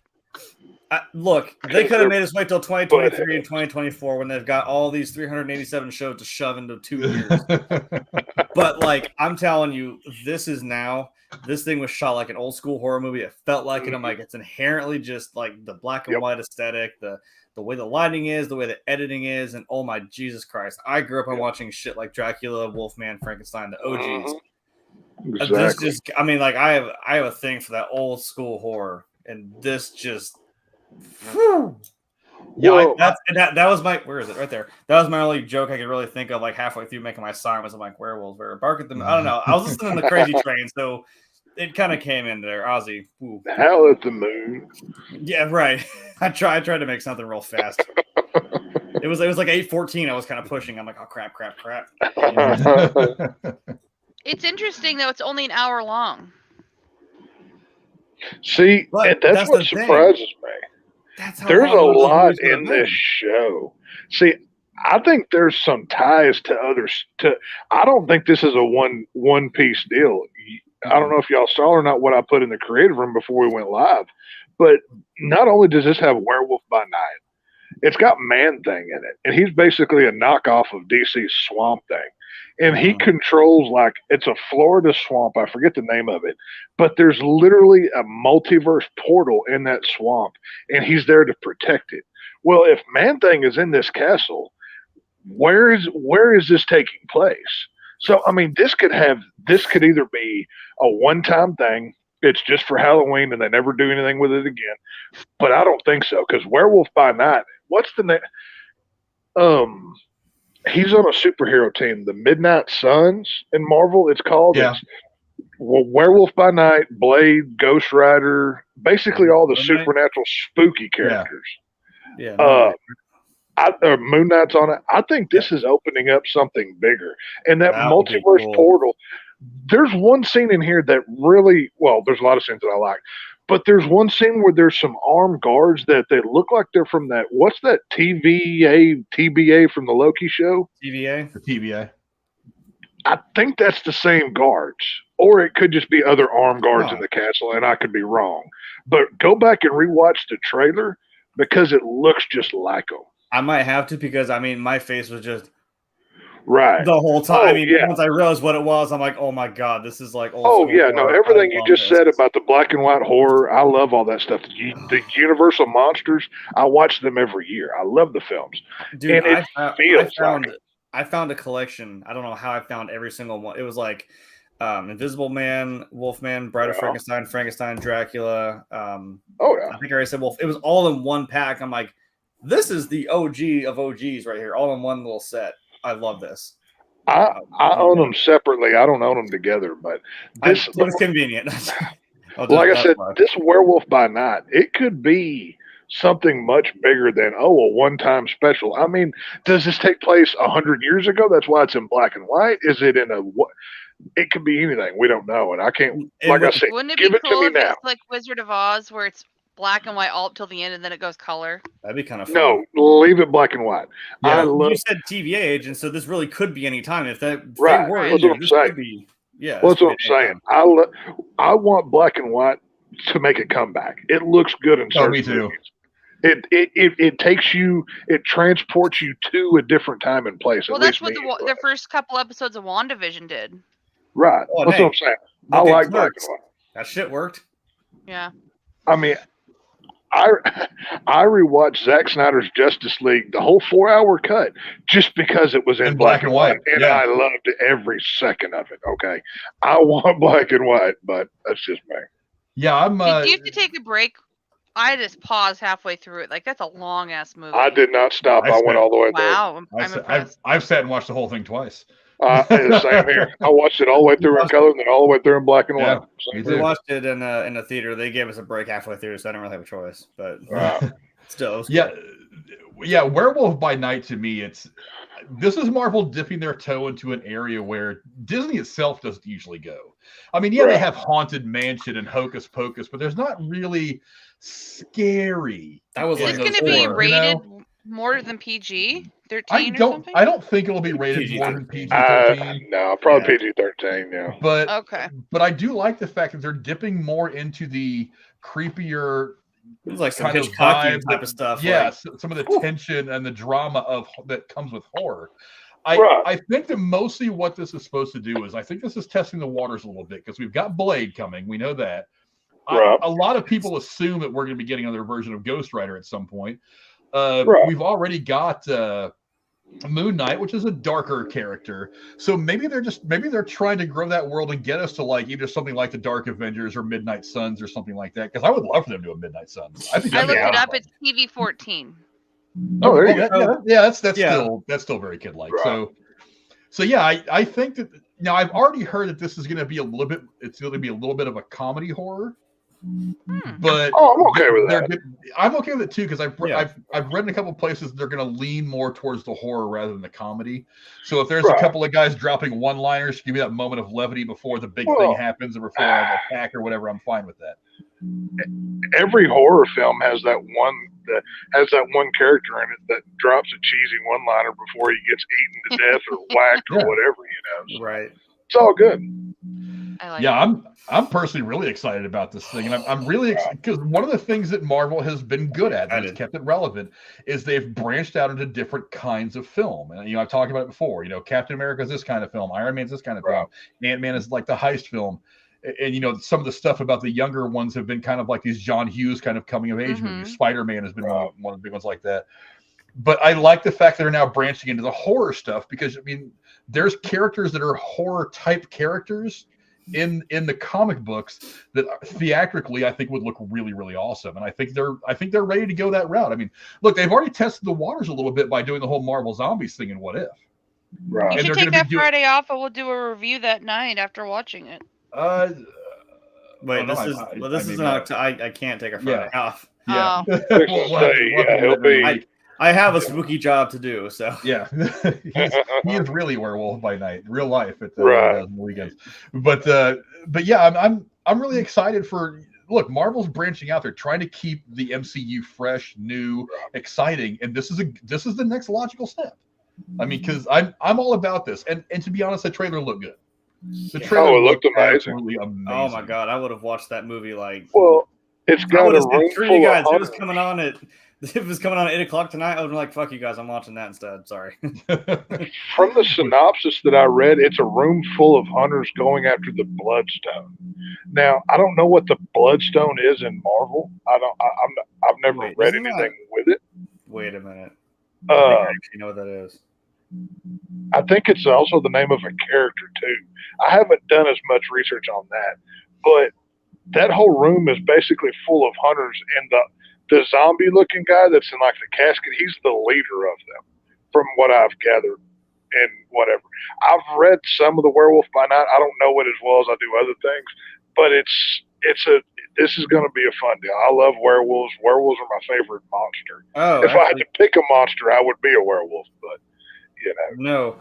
No, that's apparently Bloodstone Marvel. Elsa Bloodstone as a character appearing in the Marvel comics relatively recently, actually. Bloodstone #1 in December 2001. Team affiliations is Midnight Suns. So I mean, that's where it would make sense then. Yeah, I don't know. Next Wave, Fearless Defenders, and Doom's Avengers. So that's some good. Well, that's some good name dropping right there. Like I said, I'll be paying close attention to this one. Obviously, I'm a horror guy, but it looks. I like to see Marvel branching out, like Frank was saying, taking a chance on something different. And this, you could put this next to, Universal Monsters, Dracula or Frankenstein, and it would go with it perfectly. So, yeah, I'm here for it. Yeah, I'm really excited about it too. This Marvel trying to keep things fresh, trying to keep things new. Right. This is a great way to go. We'll have to make a segment for the following show about reviewing it. I think that'd be fun. Depending on what my schedule looks like when this thing actually comes out, we might be able to do it. She did get her super strength and immortality from a magical stone, so I'm like, I don't think it's an. That's the Bloodstone I was talking about. Yeah. Yeah, but that gives her name. Yeah, that's. Oh, okay. That's part of what gives. I'm assuming, like you said, I think you're right. It is a thing, but it gives her name. Right. This could be something that leads into something bigger in the MCU. Like this might be its own standalone thing, but the ramifications could be felt way farther down the line. I've never heard of it. This sounds fucking cool as shit. Well, it's kind of like how Swamp Thing in DC, he literally can transport anybody anywhere in the world. Well, Man Thing in Marvel, if you want to go to a different universe, he can just take you there. So what better way if hey, there's Man Thing down in that Florida swamp. Let's go. We have to go get other Captain America. They go that way or something. Oh, crap. I'm just constantly scrolling down and I see a section titled Meeting Deadpool. I'm like, ooh, wait a minute. What a better way? Let's not go down that road just yet. But I mean, well, but it's not just it says Deadpool. It says Deadpool and Elektra. So in the comics, I mean, there's lots of presidents. I know. I'm saying like the Deadpool and Elektra try to break. We're gonna bring back Jennifer Garner as Elektra. No, please don't. And then bring back Ben Affleck as other Daredevil, and they have to fight each other. Yeah, they're divorced. They would love that. We're the multiverse. They may just do that. Who the hell knows? That's funny. Wow, that's a wild segment. Like, sure, it just says after she was in the Defenders, Deadpool and Elektra break into her manor and steal her choker. She caught them in the act and managed to lock them both in a dungeon with the help of Living Mummy and Frankenstein's monster, but they managed to escape and take the Bloodstone with them. Like, that sounds like a fun movie in itself. 6 and 7, I'm down for that. Yeah. I hope it's not going to feel like they rush it too much, being only an hour long. That's all I'm going to say. It's only an hour? I thought it was 1 hour. Movie. Are you kidding me? That's according to Internet Movie Database, under technical things, runtime 1 hour. Oh, come on. But you gotta think, movies in that day weren't really that long. So I mean, to be fair, that's kind of a joke. They give freaking She-Hulk 6 episodes, and this gets an hour. Are you kidding me, Marvel? Jesus. We'll see. Yeah, I don't like the fact it's only going to be an hour either. But again, they might pack a lot of shit into this hour, and it sounds to me like this may carry a little farther into the MCU. Maybe. I hope so. Well, we'll see. But Werewolf by Night. Let us know if you guys are excited about it. I think all of us are. Lady Cora, what's next? What we're talking about today? Well, next it's going to be Lucasfilms. We have 2 to talk about. The first is Andor, which, by the way, they've already greenlit the 2nd season. The first season already has release dates for all 12 episodes. The final trailer for the Disney Plus series starring Diego Luna was released. The Star Wars universe drama premieres September 21st on Disney Plus, and the last episode drops Thanksgiving week. Yeah, I'm all about this show. I love the idea. I love the idea of showing that there is a dark side to the rebellion. That the rebellions aren't clean. We all see the X-wing fighters; they're the good guys. They look so good. Technically, but look, war. Whatever side that you are on in a war, your side gets a little dirty. You get your hands dirty. You get your hands in some blood. This shows that, and I think it's a really interesting way to look at the rebellion. It is going to be a prequel to Rogue One, a movie that I didn't think Star Wars needed, but I actually liked the whole lot. I thought it was a really good movie. And look, I like Diego Luna. I love him in the character. So as I forget what's his first name. God damn, I forget the first name of the character now. Cassian Andor, that's right. Mm-hmm. So I love watching him do his thing, being the guy who's doing the dirty work for the rebellion that we don't really think of when we think of Luke, Han, and Leia being the good guys, blowing up Death Stars and whatnot. I like this idea. I don't know, Jeremy, what do you think? I think we've discussed, burnout. I love Star Wars. Trust me. One thing that I will always spend money on, whether it's video games, whether it's movies, whatever, it'll be Star Wars. Trust me. However, like you said, I didn't need Rogue One. I didn't hate it though. I thought it was pretty cool, to be honest. I was like, damn, this got kind of, it's half the title. This was straight up like a war movie. I was like, good God, just set in space. You know what I mean? I was like, damn, that was. It's one of those, like, it's like the Titanic. You know what's going to happen. You know the damn ship's going to sink. At the end of this, I'm like, oh, they're going to get the Death Star plans. Like, we didn't see how that happened. We didn't see the shit that they went through. And I'm like, I don't know. I don't know how I was so invested in the movie. And then it clicked. I was like, shit, they're all going to die, aren't they? I was like, damn it. They don't make it. I was like, oh God, no. I'm like, all right, you got me. You guys got me with that. So yeah, I don't know. It's, again, one of those little things where I'm like, oh, cool. Okay, let's watch a movie. And then which side character that I didn't expect is going to get their own series too. But to be fair, yeah, there's an underbelly to, I guess, any side of, what side of the war you're on. And hey, you know what? This would be a fun little take because I didn't need Obi-Wan either, but seeing that kind of undercover shit that Obi-Wan was, he kind of turned into Jason Bourne there for a second, which was kind of cool. But I didn't need Obi-Wan, Jason Bourne, but hey, I was here for it. So I'm always excited for something Star Wars, good or bad. I just always kind of be like, it's Star Wars now, guys. It is what it is. Yeah, I'm also really excited that we're not just doing another Jedi story because it's so easy to fall back on a Jedi. It's like there are other really great characters that you can explore that have killer backgrounds and are very important to the history of the rebellion. And I think this is them finally kind of going into that. And because that's exactly what Rogue One was. It wasn't a story about Jedi. It was just about these people. And they had their history, they had their own development, and they were really intriguing characters that you get involved with emotionally, and that was great. So why not go back and do this thing over again and say, hey, we're going to put Diego Luna out there again and do this thing. I think it's a killer idea. Tex, what do you think? I liked Rogue One. I'm not the biggest Star Wars guy.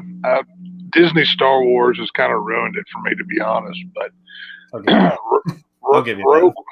Rogue One was one of the few bright spots. Like, I didn't even see that till it was like out on DVD and Blu-ray. So, I had to get affirmation of, oh, no, this one's actually good. So, I don't know. Like, I was never a huge Star Wars guy to begin with, but once Disney got a hold of it, they pretty much spoiled it for me. So, if it's attached to Rogue One, I'd give it attention to see how it goes. And, hopefully I'm not disappointed. I do agree. I think as much as the Skywalker story is, obviously integral to Star Wars, but there's got to be something else we can play with here. So there's a whole universe out there. I'm still waiting for that Chewbacca solo movie. That's the one I want. Just give me a whole series about Chewbacca on his planet. You'll have my money for it. I think we got that. It was called the Holiday Special. We don't talk about it. No, I want a Chewbacca on his planet where everything is in subtitles, and we're just asked to go along for the ride. That's the Star Wars series that I want. We didn't even get subtitles. We just had to go with it. But this sounds interesting. I mean, I don't really know what else you can do with it. I'm guessing it's like a political spy thriller type thing. It could be like some Cold War type of shit. He's got to keep undercover. I think it's going to be grittier than that. I don't think it's going to be necessarily about the politics. Again, it's going to be about the dirty side of fighting a war. I mean, because look, war pictures make war look really glorious, and they make it look nice and almost fun to an extent. But I mean, because they have to make it look entertaining on camera. But but if you want to tell the honest story, it's going to look a lot more like what I think we're going to get out of this. It's going to be a lot of underhanded shit, a lot of gotta do what you gotta do. A lot of collateral damage, either in the form of people or whatever, So and this is going to approach that side of war, of rebellion, that a lot of people don't talk about in movies. Well, because technically they aren't actually the good guys. You know what I mean? Right. No, the rebellion is actually you're the good guy in your own story. Exactly. You're the bad guys to other people. Yeah. That's, I mean, again, like the show Firefly is a great example. I'm like, they're not really the good guys, but you root for them because, I mean, you don't want to be oppressed by them, but I'm like, to them, they're just, we're just society's order. So what do you want from us? You know what I mean? I always end up rooting for the bad guys no matter what. I'm just that kind of person. So sometimes they are more interesting. I don't know. We know. I'm still sitting here wearing these damn horns, so I always wanted to be a Sith. The Siths were way cooler than the Jedi, anyways. So they let you have emotions, yeah. Right, it's gotta be cool to be a gray Jedi. They had better clothes too. Well, Jedis, you have to listen to that little green dude and be like, "Yes, master," whatever.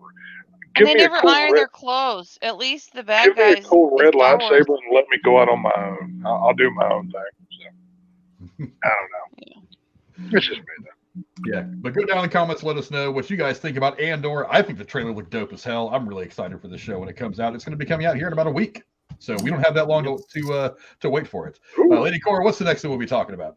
Well, The Mandalorian, a trailer for season 3 of Disney Plus series starring Pedro Pascal was released, and for the record, it will be an 8 episode season, and it will be either, I don't know if they're going to drop it all at once, but the first episode will be released in February. No, that's Netflix that does that. Wow. Shit. Yeah, no, they don't. They're smarter than that. Yeah, this trailer, I mean, it just looked dope as shit. Yes. I want more of him with the black saber. I want more of what's going to happen between him and Katie Sackhoff's character. There's obviously a battle between those two that's brewing. I love that we're going to be getting more of Carl Weathers' character in this season, which is fantastic. Look, the first 2 seasons have been phenomenal. They've been some of the best stuff that Disney Plus has put out. This is the best non-episodic Star Wars stuff that they've done. So I'm ready. Bring it on. Jeremy, you were obviously excited. What do you think? I couldn't even tell you. But I will. So I thought, I mean, that's the Star Wars thing that I'm like, I'm just gonna sit here and gush all over it. I don't even care. I'm trying to remember everything that was in it, like that I saw. I think at first I kind of liked the armorer, and then now she just starts to piss me off because I mean I saw a meme where she's just like, "Oh, you're a Mandalorian, but you took your helmet off. You are no longer a Mandalorian." But someone's like, "Bro, you have the Darksaber. Fucking tell her she's not a Mandalorian anymore. Don't listen to her ass." That's actually some of the dialogue from that episode of Boba Fett where it was just. Was that Boba Fett's show? That's what she says to him. My bad. Because remember he's working with the Darksaber trying to figure it out, and then she's asking the question. So you know what? This season's going to be about some kind, because she says you have to go somewhere to do something. It's like bathe in the fucking pits of Mandalore or some shit to be able to be called a Mandalorian again. So this most of the season, I think, is going to be him making that journey. Yeah, so that was officially a Mandalorian again. That's my bad. I thought that was still a Mando show. I got really confused there. I forgot Boba Fett had a show. My bad. Yeah, most people did. So, yeah, I know what you're talking about. They threw that back in there, and I know, like, everyone's like, you have the Darksaber. You don't have to listen to this bit. Who the fuck are you? Who are you? Yeah. And I know you got whiny ass fucking Bo-Katan who thinks she's fucking like queen of the fucking universe too. I'm like, but you don't have the saber. You can kick and whine all you want. You don't have it. Sorry, you didn't think of it first. Like, I'm sorry. It's a really cool. I think the thing was I was just like, oh my god, there are so many fucking Mandos in this trailer. I was like, oh, I'm ready. There's like so many different sects of these Mandos that are all over the place. They all have their different ideologies, their own different little like rules and crap like that. I'm like, God, this is funny that they haven't had their own like little civil war yet. They already had their war with the Jedi. I'm like, two of you are gonna clash at some fucking point, and I'm like, if that's where this is going. I mean, when you saw them line up and drop out to the fucking whatever that was, I was like, oh my god, we're dropping in. We're going to war. Holy shit. The trailer did look cool. Like, I don't know. Was that Ahsoka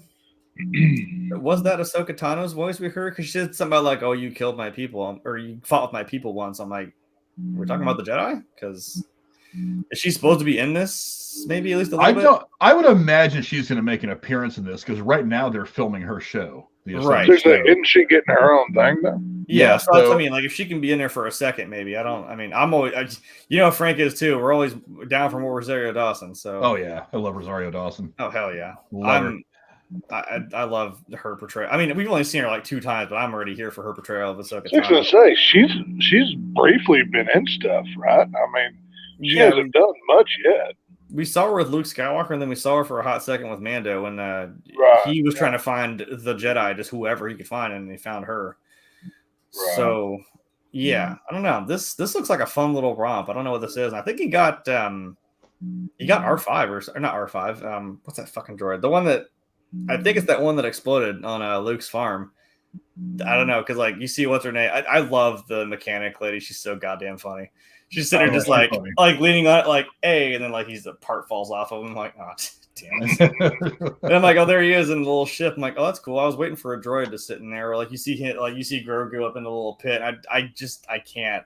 This just has my feels. When he just sits there, holds him, he's like, all right, kid, you ready to go on an adventure? And boom, they take off. I'm like, oh, let's go.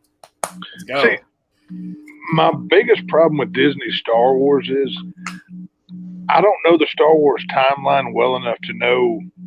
Oh, well, Andor's back before this movie, but The Mandalorian is way 5,000 years ahead of time over here, or whatever it actually is. It's a lot to keep up with. Well, it's like, good thing you have me. It's right. I know. It's right after Return of the Jedi. Yeah. Okay. So after the Empire has fallen is when. So it's after Episode 3 and before new Disney Star Wars takes place. No, it's after Episode 6. Well, it is after Episode 3, yes, so to speak. Yeah. Pretty far after, yes. Isn't Return of the Jedi Episode 3? 6. No, it's Episode 6. Is it 6? Third one they made, but it is Episode 6. Okay, no, yeah, never mind. It came out 30. See, that's what I'm saying. I don't get the Star Wars crap. I got you. My brain.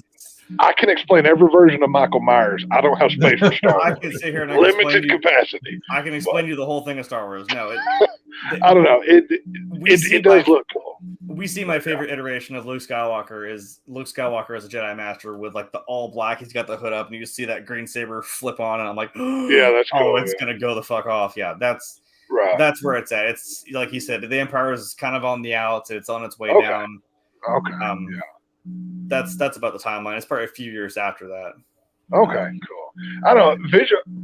Is Robert Rodriguez still doing the Mandalorian show, or did he move on to something else? I think he's doing a couple episodes because there's a group of them that kind of come in and do 1 or 2 episodes here and there every season.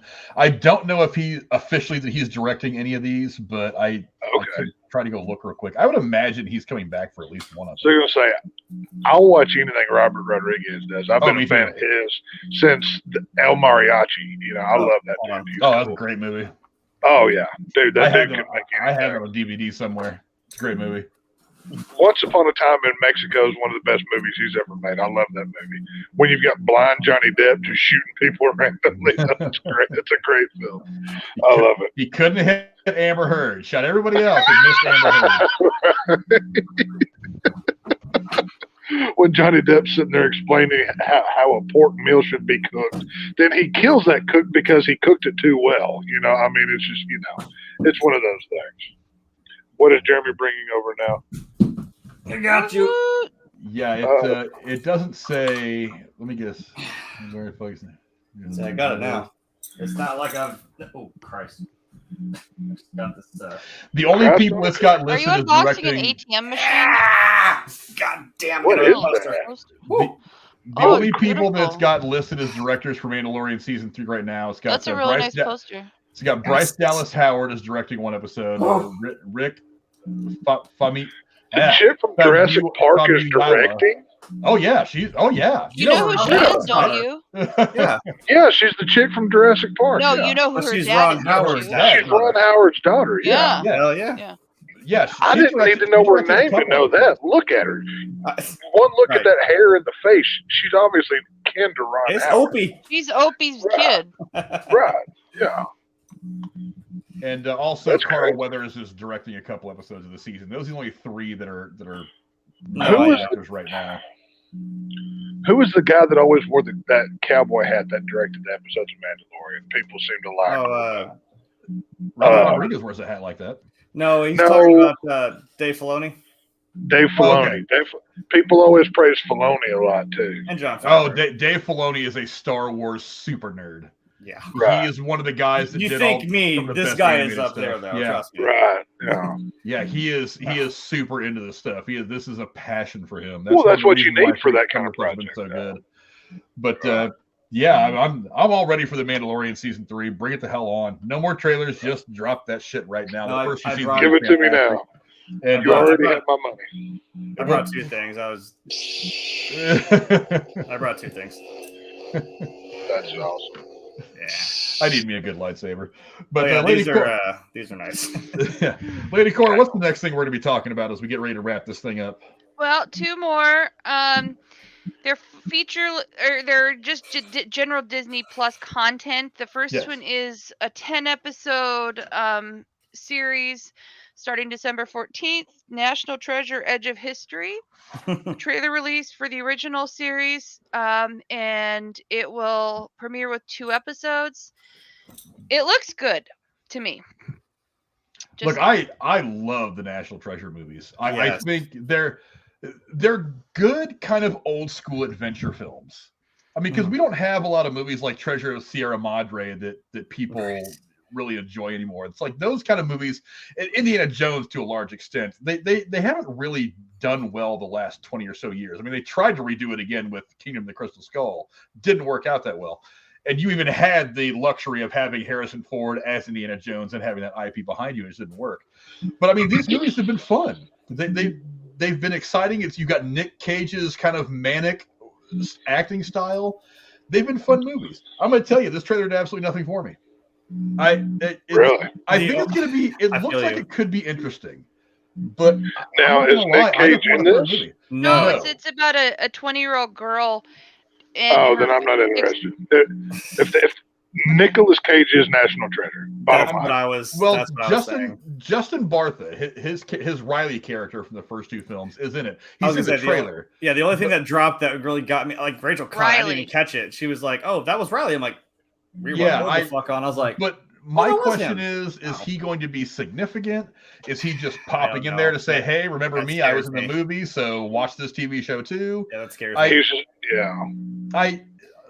The trailer wasn't bad. It didn't do Yeah, anything to really get me jacked up the way that I would get jacked up for the idea of another movie. Now there's talk that this TV show will lead into another movie, that whatever happens in the show is going to impact what potentially is going to be a third National Treasure film that will have Nicolas Cage. Yeah, because they've always got. They've actually been talking about a third one for a long time now. I But, think that's what Rachel found out, because I was like, when you see National Treasure, what's the first thing you think of? Like, oh, Nick Cage. Otherwise, Yeah. like I think even TSS said, I'm like, I don't care if unless it's I Nick just Cage. think history for me. Well, I know, but I'm like, but No, the first thing you it's- associate with it is him. I'm like, I don't care if it's not him. And I then need that. I need that Cage rage. I need me some Nicolas Cage in my life. That's what all I'm right? saying. I'm like, and she said Just she found go something watch that, Mandy. Mandy's one of the greatest movies he's ever made. I love it.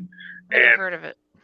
it's like a mix of an 80s horror slasher with on an acid trip. It's crazy. So is it a Stephen King book?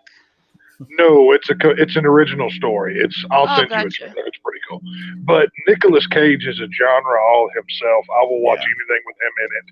And if there's no Nicolas Cage, I'm not coming. Sorry. Yeah, I think she said there was supposed to be like a third movie. So I'm like, so why do we have to have a series and a movie? Just fucking do the movie. I don't really need, because what does this serve this series then? Like, for what? When I saw her, I thought, wait a minute, there's been some time passed. Did they have a daughter? I thought, is that her? And then they immediately were like, nope. I'm like, oh, well, okay, that would have been more fun, I guess. But and they even tried to play that story of, like, I'm assuming that's her grandfather, whoever the hell she's talking to. And he's like, oh, no, that wasn't your father. He died a long time ago. You know what? I paused it halfway through. I got really upset because I was like, oh, no, this is Tomb Raider. This is fucking Tomb Raider. You're right. Oh, your dad is this guy. He died when you were young, and she has the same little stupid jade green colored necklace around her neck that's some key to something. I'm like, this is Tomb Raider. Like, thank you for saying that. So I couldn't National Treasure. What was familiar with it? I don't know. I didn't want it to be that, but I was like, this is Tomb Raider. Like, damn it. And then they're like, oh, well, maybe this really isn't your family. You don't really know the truth. You were adopted. Yeah, no. I'm like, if it's Nicolas Cage. No way. Cool. And then, they drop Riley on us, and I'm like, okay, but what does that serve? Yeah, I don't know. Look, I want to give this show a chance because I want it to be good. Yeah, I know. But I think part of what drives this franchise, though, is Nick Cage. And without him, he is. I don't know. You better have a kick-ass fucking story and some kick-ass action, because again, the adventure movies like this, they haven't done well for a long, long time. Look, I even liked Uncharted. I thought that was a fun movie. Didn't quite do what I wanted it to do. It tried to be another Indiana Jones. Didn't quite get there. That's what it is. But I mean, it wasn't a bad movie. I liked it. But it's like, it's a really hard genre to get right these days, to make it interesting, to make people want to go see it. And I think because the first two National Treasure movies weren't expected to be gigantic blockbusters, they didn't spend a whole lot of money on them. I mean, they spent good money on them, but I mean, the only real big name you had was Nicolas Cage. Even Diane Kruger at the time was just kind of like hitting her stride a little bit as an actress. But it's like, I mean, you didn't spend a lot of money. Sean Bean was in it. Well, he was in the first one, yeah. But it's like it's made for a little amount of money. You pour all of your effort into the story and the characters, and that's where the payoff was. So if they can do that same thing with the TV show, I think it'll work out good. But all I just wanted is I want the third movie. That's all I want. Yeah. It's just give me, again, Nicolas Cage going after a treasure, him, Riley, and Diane Kruger just doing their thing, making a big orgy of historical knowledge, and that's all I want those movies to be, and that will be a winner. Wait, I hate that they do this, and I don't want to have to be like, oh, you have to watch a show to understand something about this. I'm like, don't make me do that. But we did see the glasses that he had, the little Ben Franklin glasses. So I'm like, but they look like they were in a museum. Cue your Indiana Jones moment, but like, it's because they belong in a museum, Jeremy. True, I know. Of course. He stole the Declaration of Independence, for fuck's sake. He is in a museum. It's like stealing a monument. It's like stealing him. I mean, yeah. It's a great fucking movie. God damn. They're all saying the same thing. Listen to Riley. I'm going to have to go watch Face Off when I get off this call just to get some Nicolas Cage in my life. And some John Travolta. That's a whole other thing. Right. I love that. I love that movie. I love that movie. Wasn't that movie in the 90s? Even though they're different heights and have different body types, people really believe their face switching made is in the legitimate. 90s. So put one on the chalkboard for the 90s. There you go. But they had different body types. Put his head out like, damn it. How is it plausible that they were able to switch just by changing their faces? They're different heights and body types. Bullshit, dude. We don't. Again, suspension of disbelief. Suspension of someone's like face. the wife. Yes. How did she not know that's not the penis that I put in my mouth before? That's a very good maybe point. She liked the other one better. You don't know. It's possible. Boy. And she just faked it to make it, you know. I mean, make that easy. She was just faking it, I think. I don't know. Right. Well, good. You know, it is, you know, you live in your don't ask these questions, Cora. It fucks with, right. logic. We don't we just assume we got y'all where you needed to go, and our egos are fine. That's just how it works, you know. You came here to see this movie knowing this ridiculous premise. Well, just ride with it. I can ruin any movie. Just give me a Turn your chance. brain off and stuff your face with popcorn. That's the kind of movie. There you go. That's all you got to do. And just let it wash over you. Just And a if you do that, you're going to enjoy it. action It's thriller. It's not. It's weird. But there is one more project we want to talk about before we get out of here, and it's a good thing that we end on something light and airy and even Christmassy. Lady Cora, what is that? Oh fuck, I'm gone. No Christmas. No. You do not drop that on me. I knew you were gonna set Jeremy off with that. I was like cringing because what he put on Twitter. If September and October is Halloween, don't bring up Christmas until Thanksgiving, right, Jeremy? Yeah. Okay. I agree with Jeremy on this. I concur. I do too. But Tim Allen's coming back because the Santa Clauses, it's a 5-episode series on Disney Plus, and it debuts November 16th. Evidently, the first look teaser was released, and I looked it up. They got the original Santa, Tim Allen, the original Mrs. Claus, Elizabeth Mitchell. They even got the head elf Bernard, David Krumholtz, back. Nice. Mysteriously, the son Charlie isn't back, and there's no actor playing someone named Charlie. So I don't know if they're pretending like the son doesn't exist. I don't know. He died. He's dead. Look, so 5 episodes. I don't like anything. I hate Christmas. I think Christmas is one of the most annoying holidays that's ever been created. Yeah. But I mean, Tim Allen and the Santa Claus, fun movie. I mean, look, am I running out to watch it every Christmas? No. I've got 2 movies that I'll watch at Christmas. One of them is National Lampoon's Christmas Vacation. The other one's Die Hard. Those are my Christmas movies. It's not a Christmas movie. Yes, it is. But you can make it a Christmas movie. Die Hard takes place. No. We're about to do a 5-hour podcast on this. If you watch Die Hard every Christmas, which I do, it's a Christmas tradition in your home to watch Die Hard. I'm not saying Die Hard's a Christmas movie. Just because you do it in your home doesn't mean it is a Christmas film. I could watch Texas Chainsaw Massacre on Christmas and make it a Christmas movie tradition. I do watch Texas Chainsaw Massacre. I do too. I'm just saying. It's not a damn... The stream snapper's out, and I'm gonna fuck everyone. By that logic, you could say Harry Potter's a Christmas movie because Christmas was in it. It was a fucking season movie. It's a Christmas movie. That is how fucking dumb you sound. Stop saying Die Hard's a Christmas movie. There are 2 actual Christmas movies that matter. Fall off the Nakatomi Tower, for fuck's sake. National Lampoon Christmas Vacation and A Christmas Story. Yeah, you'll shoot your eye out. Other than that, you don't need to watch any of them. No, that's not true. Bottom line. Maybe that's Elf. Not true. Elf is actually fun. There are many movies that are great Christmas movies that you didn't list. We should do an episode of the show where we talk about what I'm washing my hair that day. I'm busy. What? So Santa's Sleigh, the horror movie, is not a Christmas movie? That one I will watch. That one I will watch. Yes. I'd rather watch Santa's. That was a weird. There's another one. It's what's it called? Satan's Little Helpers, but it takes place at Christmas time. That one's actually pretty good too. What about It's a Wonderful Life? Nobody cares. Nobody. It's a classic though, but like it's whatever, man. Rudolph. I'm trying to remember the name of it. David Harbour just came out with a movie. I think it's going straight to DVD where he plays Santa Claus, but he's like a badass, or he has to beat some people up or something. What about Bad Santa? It's not going to be a horror movie, but Bad Santa was good, but it doesn't have the rewatchability for me. I'll go make some sandwiches. You know what's this is coming out. This is coming out before my birthday even happens. Please, for the love of fucking God, stop making things come out for Christmas before my own birthday, which is also this year before Thanksgiving.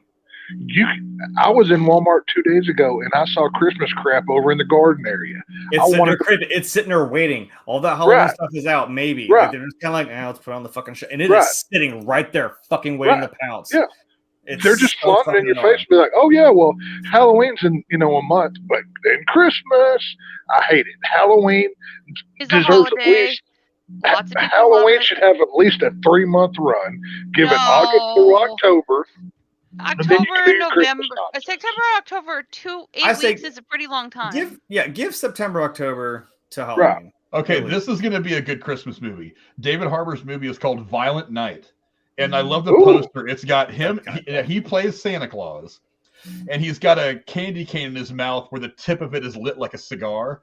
You have to go Google I'll this. check that out. The premise of the movie is when a group of mercenaries attack the estate of a wealthy family on Christmas Eve, Santa Claus must step in to save the day.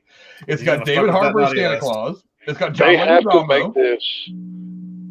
Okay. Yeah, it's got John Leguizamo and Beverly D'Angelo in it. Oh, and wow. I'm ready. Let's fucking do this. Wow. And it's going to be premiering. It's going to be premiering at New York Comic Con October 7th of this year. They need to film it like an 80s action film. And it's going into wide release on December 2nd. So we'll be. It needs to be like super, macho and cheesy, like an 80s action movie. With the Expendables. Right. That's the style that it needs to be in, because that sounds like a fun movie, actually. That actually sounds fun. I'll give you that. Yeah. I'll give us a go. We'll be able to watch it in December. There's another one we need to watch, but it's more of like a short. I'll see if I can find where we can watch it. It's called Treevenge. It's only like 16 minutes long. It's literally a horror. Sorry, my dogs are barking. It's Alice. I can't stop it. Anyways, so it's a horror about Christmas trees getting mad at humans and killing all the people that take them from the lot. So is this like a weird, in the same universe as The Happening? Oh, the trees are pissed off at people and they're going to kill them now? Yeah, and they chatter. Maybe. They don't talk. They go... Turn into the fucking Wizard of Oz all of a sudden. The fuck? It's really funny. For me, it was like the first, like, I mean, it's gory. It's gory. Like, all right. Yeah. So, yeah, around Christmas time, I'll make sure we get a chance to watch that. Yeah. Anyway, I don't know. Why are we doing this shit? Now the 90s are starting to get into the 30-year period where we're like, oh, let's make something that was cool in the fucking early 90s. Well, technically, beating this dead horse. Can we please? Technically, they did remake something from the 90s. Scream 5 was an homage to Scream 1. It wasn't a remake. It was it was another sequel to something. Well, it was a requel, but that's been going on. This is like, you had 1 and 2, and we don't talk about 3. I don't even know when the fuck that happened. But then, nothing. Like, why do we just keep revisiting shit because the people are there to do it? Like, can we please stop? I'm just like, I'm almost to the point now where I'm like, if it's not original, I really don't fucking care. If it's something that I really do like, I mean, like, yes, I'll go see Hocus Pocus. Well, but I'm like, I don't care to fucking see another 6 episodes of fucking Tim Allen being the Santa Claus. I'm sorry. There is an original movie coming out this year you might be interested in. It's called Winnie the Pooh, Blood and Honey. It's never been done before. Here we go. Completely original. And it's going to be great. So, I know you're going to love it. It's right up your alley there, pretend Loki. And you're going to love every second of it. So it's all good. My rebuttal to that is it's not original because Winnie the Pooh is already an established character.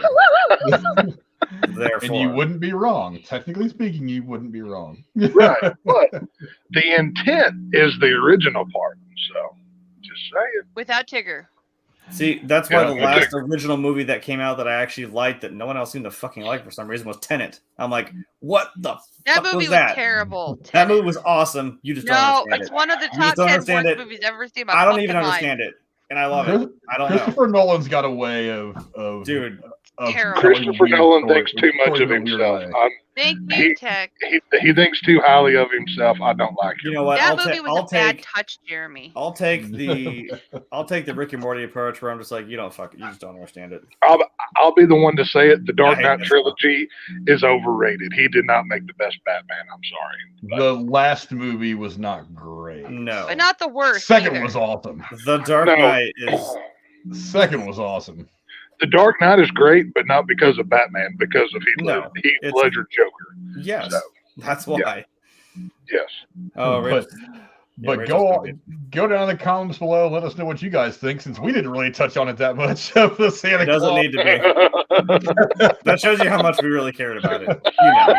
I thought it was interesting. That's why I went ahead and highlighted it. Because whatever, it was a fun movie. And again, I hate Christmas. So my initial thought wasn't even I don't like Christmas. My initial thought was, oh my god, why are we doing this? I hate everything Christmas related. I honestly, if I did not have kids and a girlfriend that loves Christmas and loves to decorate, I wouldn't put up a fucking tree.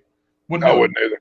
The only reason I put up lights out in front of my house is because my girlfriend makes me do it. That's the only reason. Otherwise, I wouldn't do it. I'd put up more Halloween decorations. I do need to get with you, Frank, of an idea I had last year. We should have done it when the thing happened, but you know, Mariah Carey thought she'd be adorable and stomp on a fucking pumpkin and be like, Halloween's over, Christmas. I'm like, bitch, I will burn a fucking Christmas tree December 26th. Tag her all over the fucking internet so she sees it. I'm like, bitch, you're not funny. Go back to your little. She's just Michael Myers. We need to Captain America her. Put her back on ice until fucking next winter. No, she is Michael Myers till Halloween. Then she puts a wigs on and becomes Mariah Carey for Christmas. That's all that woman actually is. That is. Yeah, that's all she is. So it's all. All she wants for Christmas is more Nick Cannon. It's a joke. She has a song called "All I Want for Christmas." All she wants for Christmas is to be relevant again. But that's that ain't happening. She doesn't need to be. That seems like a good place to start wrapping things up. It's been a much longer video than I had intended, but there was a whole lot to talk about. Again, some big things came out at D23. Some big things that we were expecting did not come out at D23, but there is time since, as they've been talking about all night, most of the stuff comes out in 2024. So there's still plenty of time between now and next Comic-Con for them to announce some stuff or drop some more trailers. But until then, I want to thank my awesome crew for coming in here and doing having all this great conversation about all this stuff, starting with the Dowager Countess, Lady Cora. Where can the folks find you on the internet? This squirrel can be found on Sundays on Derailed or Here to Harass Jeremy on Thursdays. We were friends. What the hell? Says the man who called me a fucking squirrel. We have all called you the squirrel. Why am I the one who's getting crap for it? But I say, I don't think it's the first What is time. that? Look in the chat. Who changed your name? Huh? I It wasn't did. me. This is a fucking joke. I'll wait. It is a joke, so why am I taking flack for it? Good night. That Twitter handle may be changing at some point too, just so you guys know. That's so funny. And to our good man, the Shape from the Lone Star State, our man Tex. Where are you going to be at on the internets in the coming days? Slasher Vision on Twitter. I just reworked my 31 for 31 list, so I'll be putting that out shortly. I had to make a few corrections, and every movie will either take place on Halloween or came out on Halloween. They must be Halloween related, either way. Besides that, you can find me on Derailed. Me and Drew have our show Off the Reels. We cover horror movies. It's on the Patreon, only $1 a month, and you'll see me on Sundays over there. So check me out. And of course, off to my hetero life mate, Jeremy, he's kicking up the gaming streams. What do you guys got coming up? Again, everybody calm down. I made one video. Yeah, but that was a good video. I liked it. I'm glad. Yeah, people seem to enjoy it. I know. I don't think Tex has seen the game or anything, but I was into it, dude. I envy your position where I'm like, I would love to experience that for the first time again, because oh my god, like I can keep gushing about it like it is the first time because it's that good. Right. But yeah, that's gonna be fun. So yeah, right there across the bottom, Scream Tuesday 23. Over on Twitter, over on YouTube now, which apparently nobody can find me, which always seems to be a problem. I just tweeted about you. Wow. You exist. You're relevant because the squirrel told you were. I literally just posted a tweet with your tag. I swear, as you were saying that. If we start getting fan art and shit, she's gonna be like some weird little squirrel, and Shut up. Hey, you did this, not me. Anyway, I'm on excuse me, I'm on YouTube now. Same name. I may have to give Frank a link to that too, because apparently no one seems to be able to find it. So I'll throw that in there because next to the Twitch link as well, it's the same name. We, as we just mentioned, started up doing The Last of Us Part 1. Starting through that again. So really first time trying that out.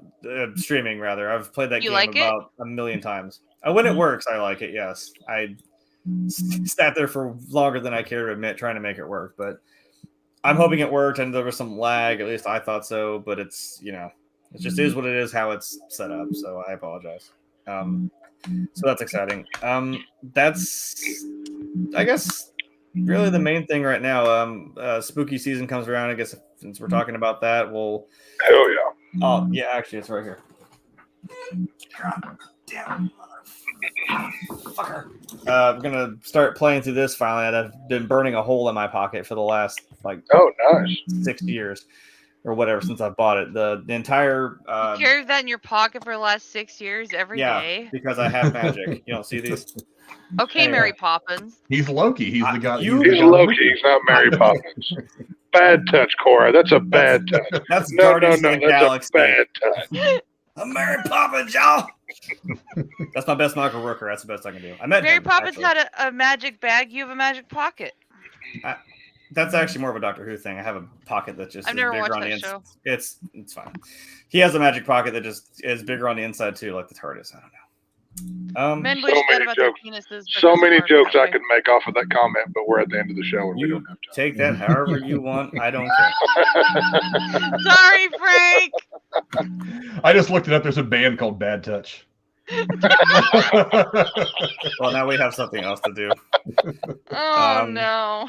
But anyway, there's Outlast coming for the spooky season. I don't know how it's going to work since I forgot I bought that on PS4 again like 6 years ago. So PS5 works well enough, but the PS4 that might be a whole separate thing to tackle.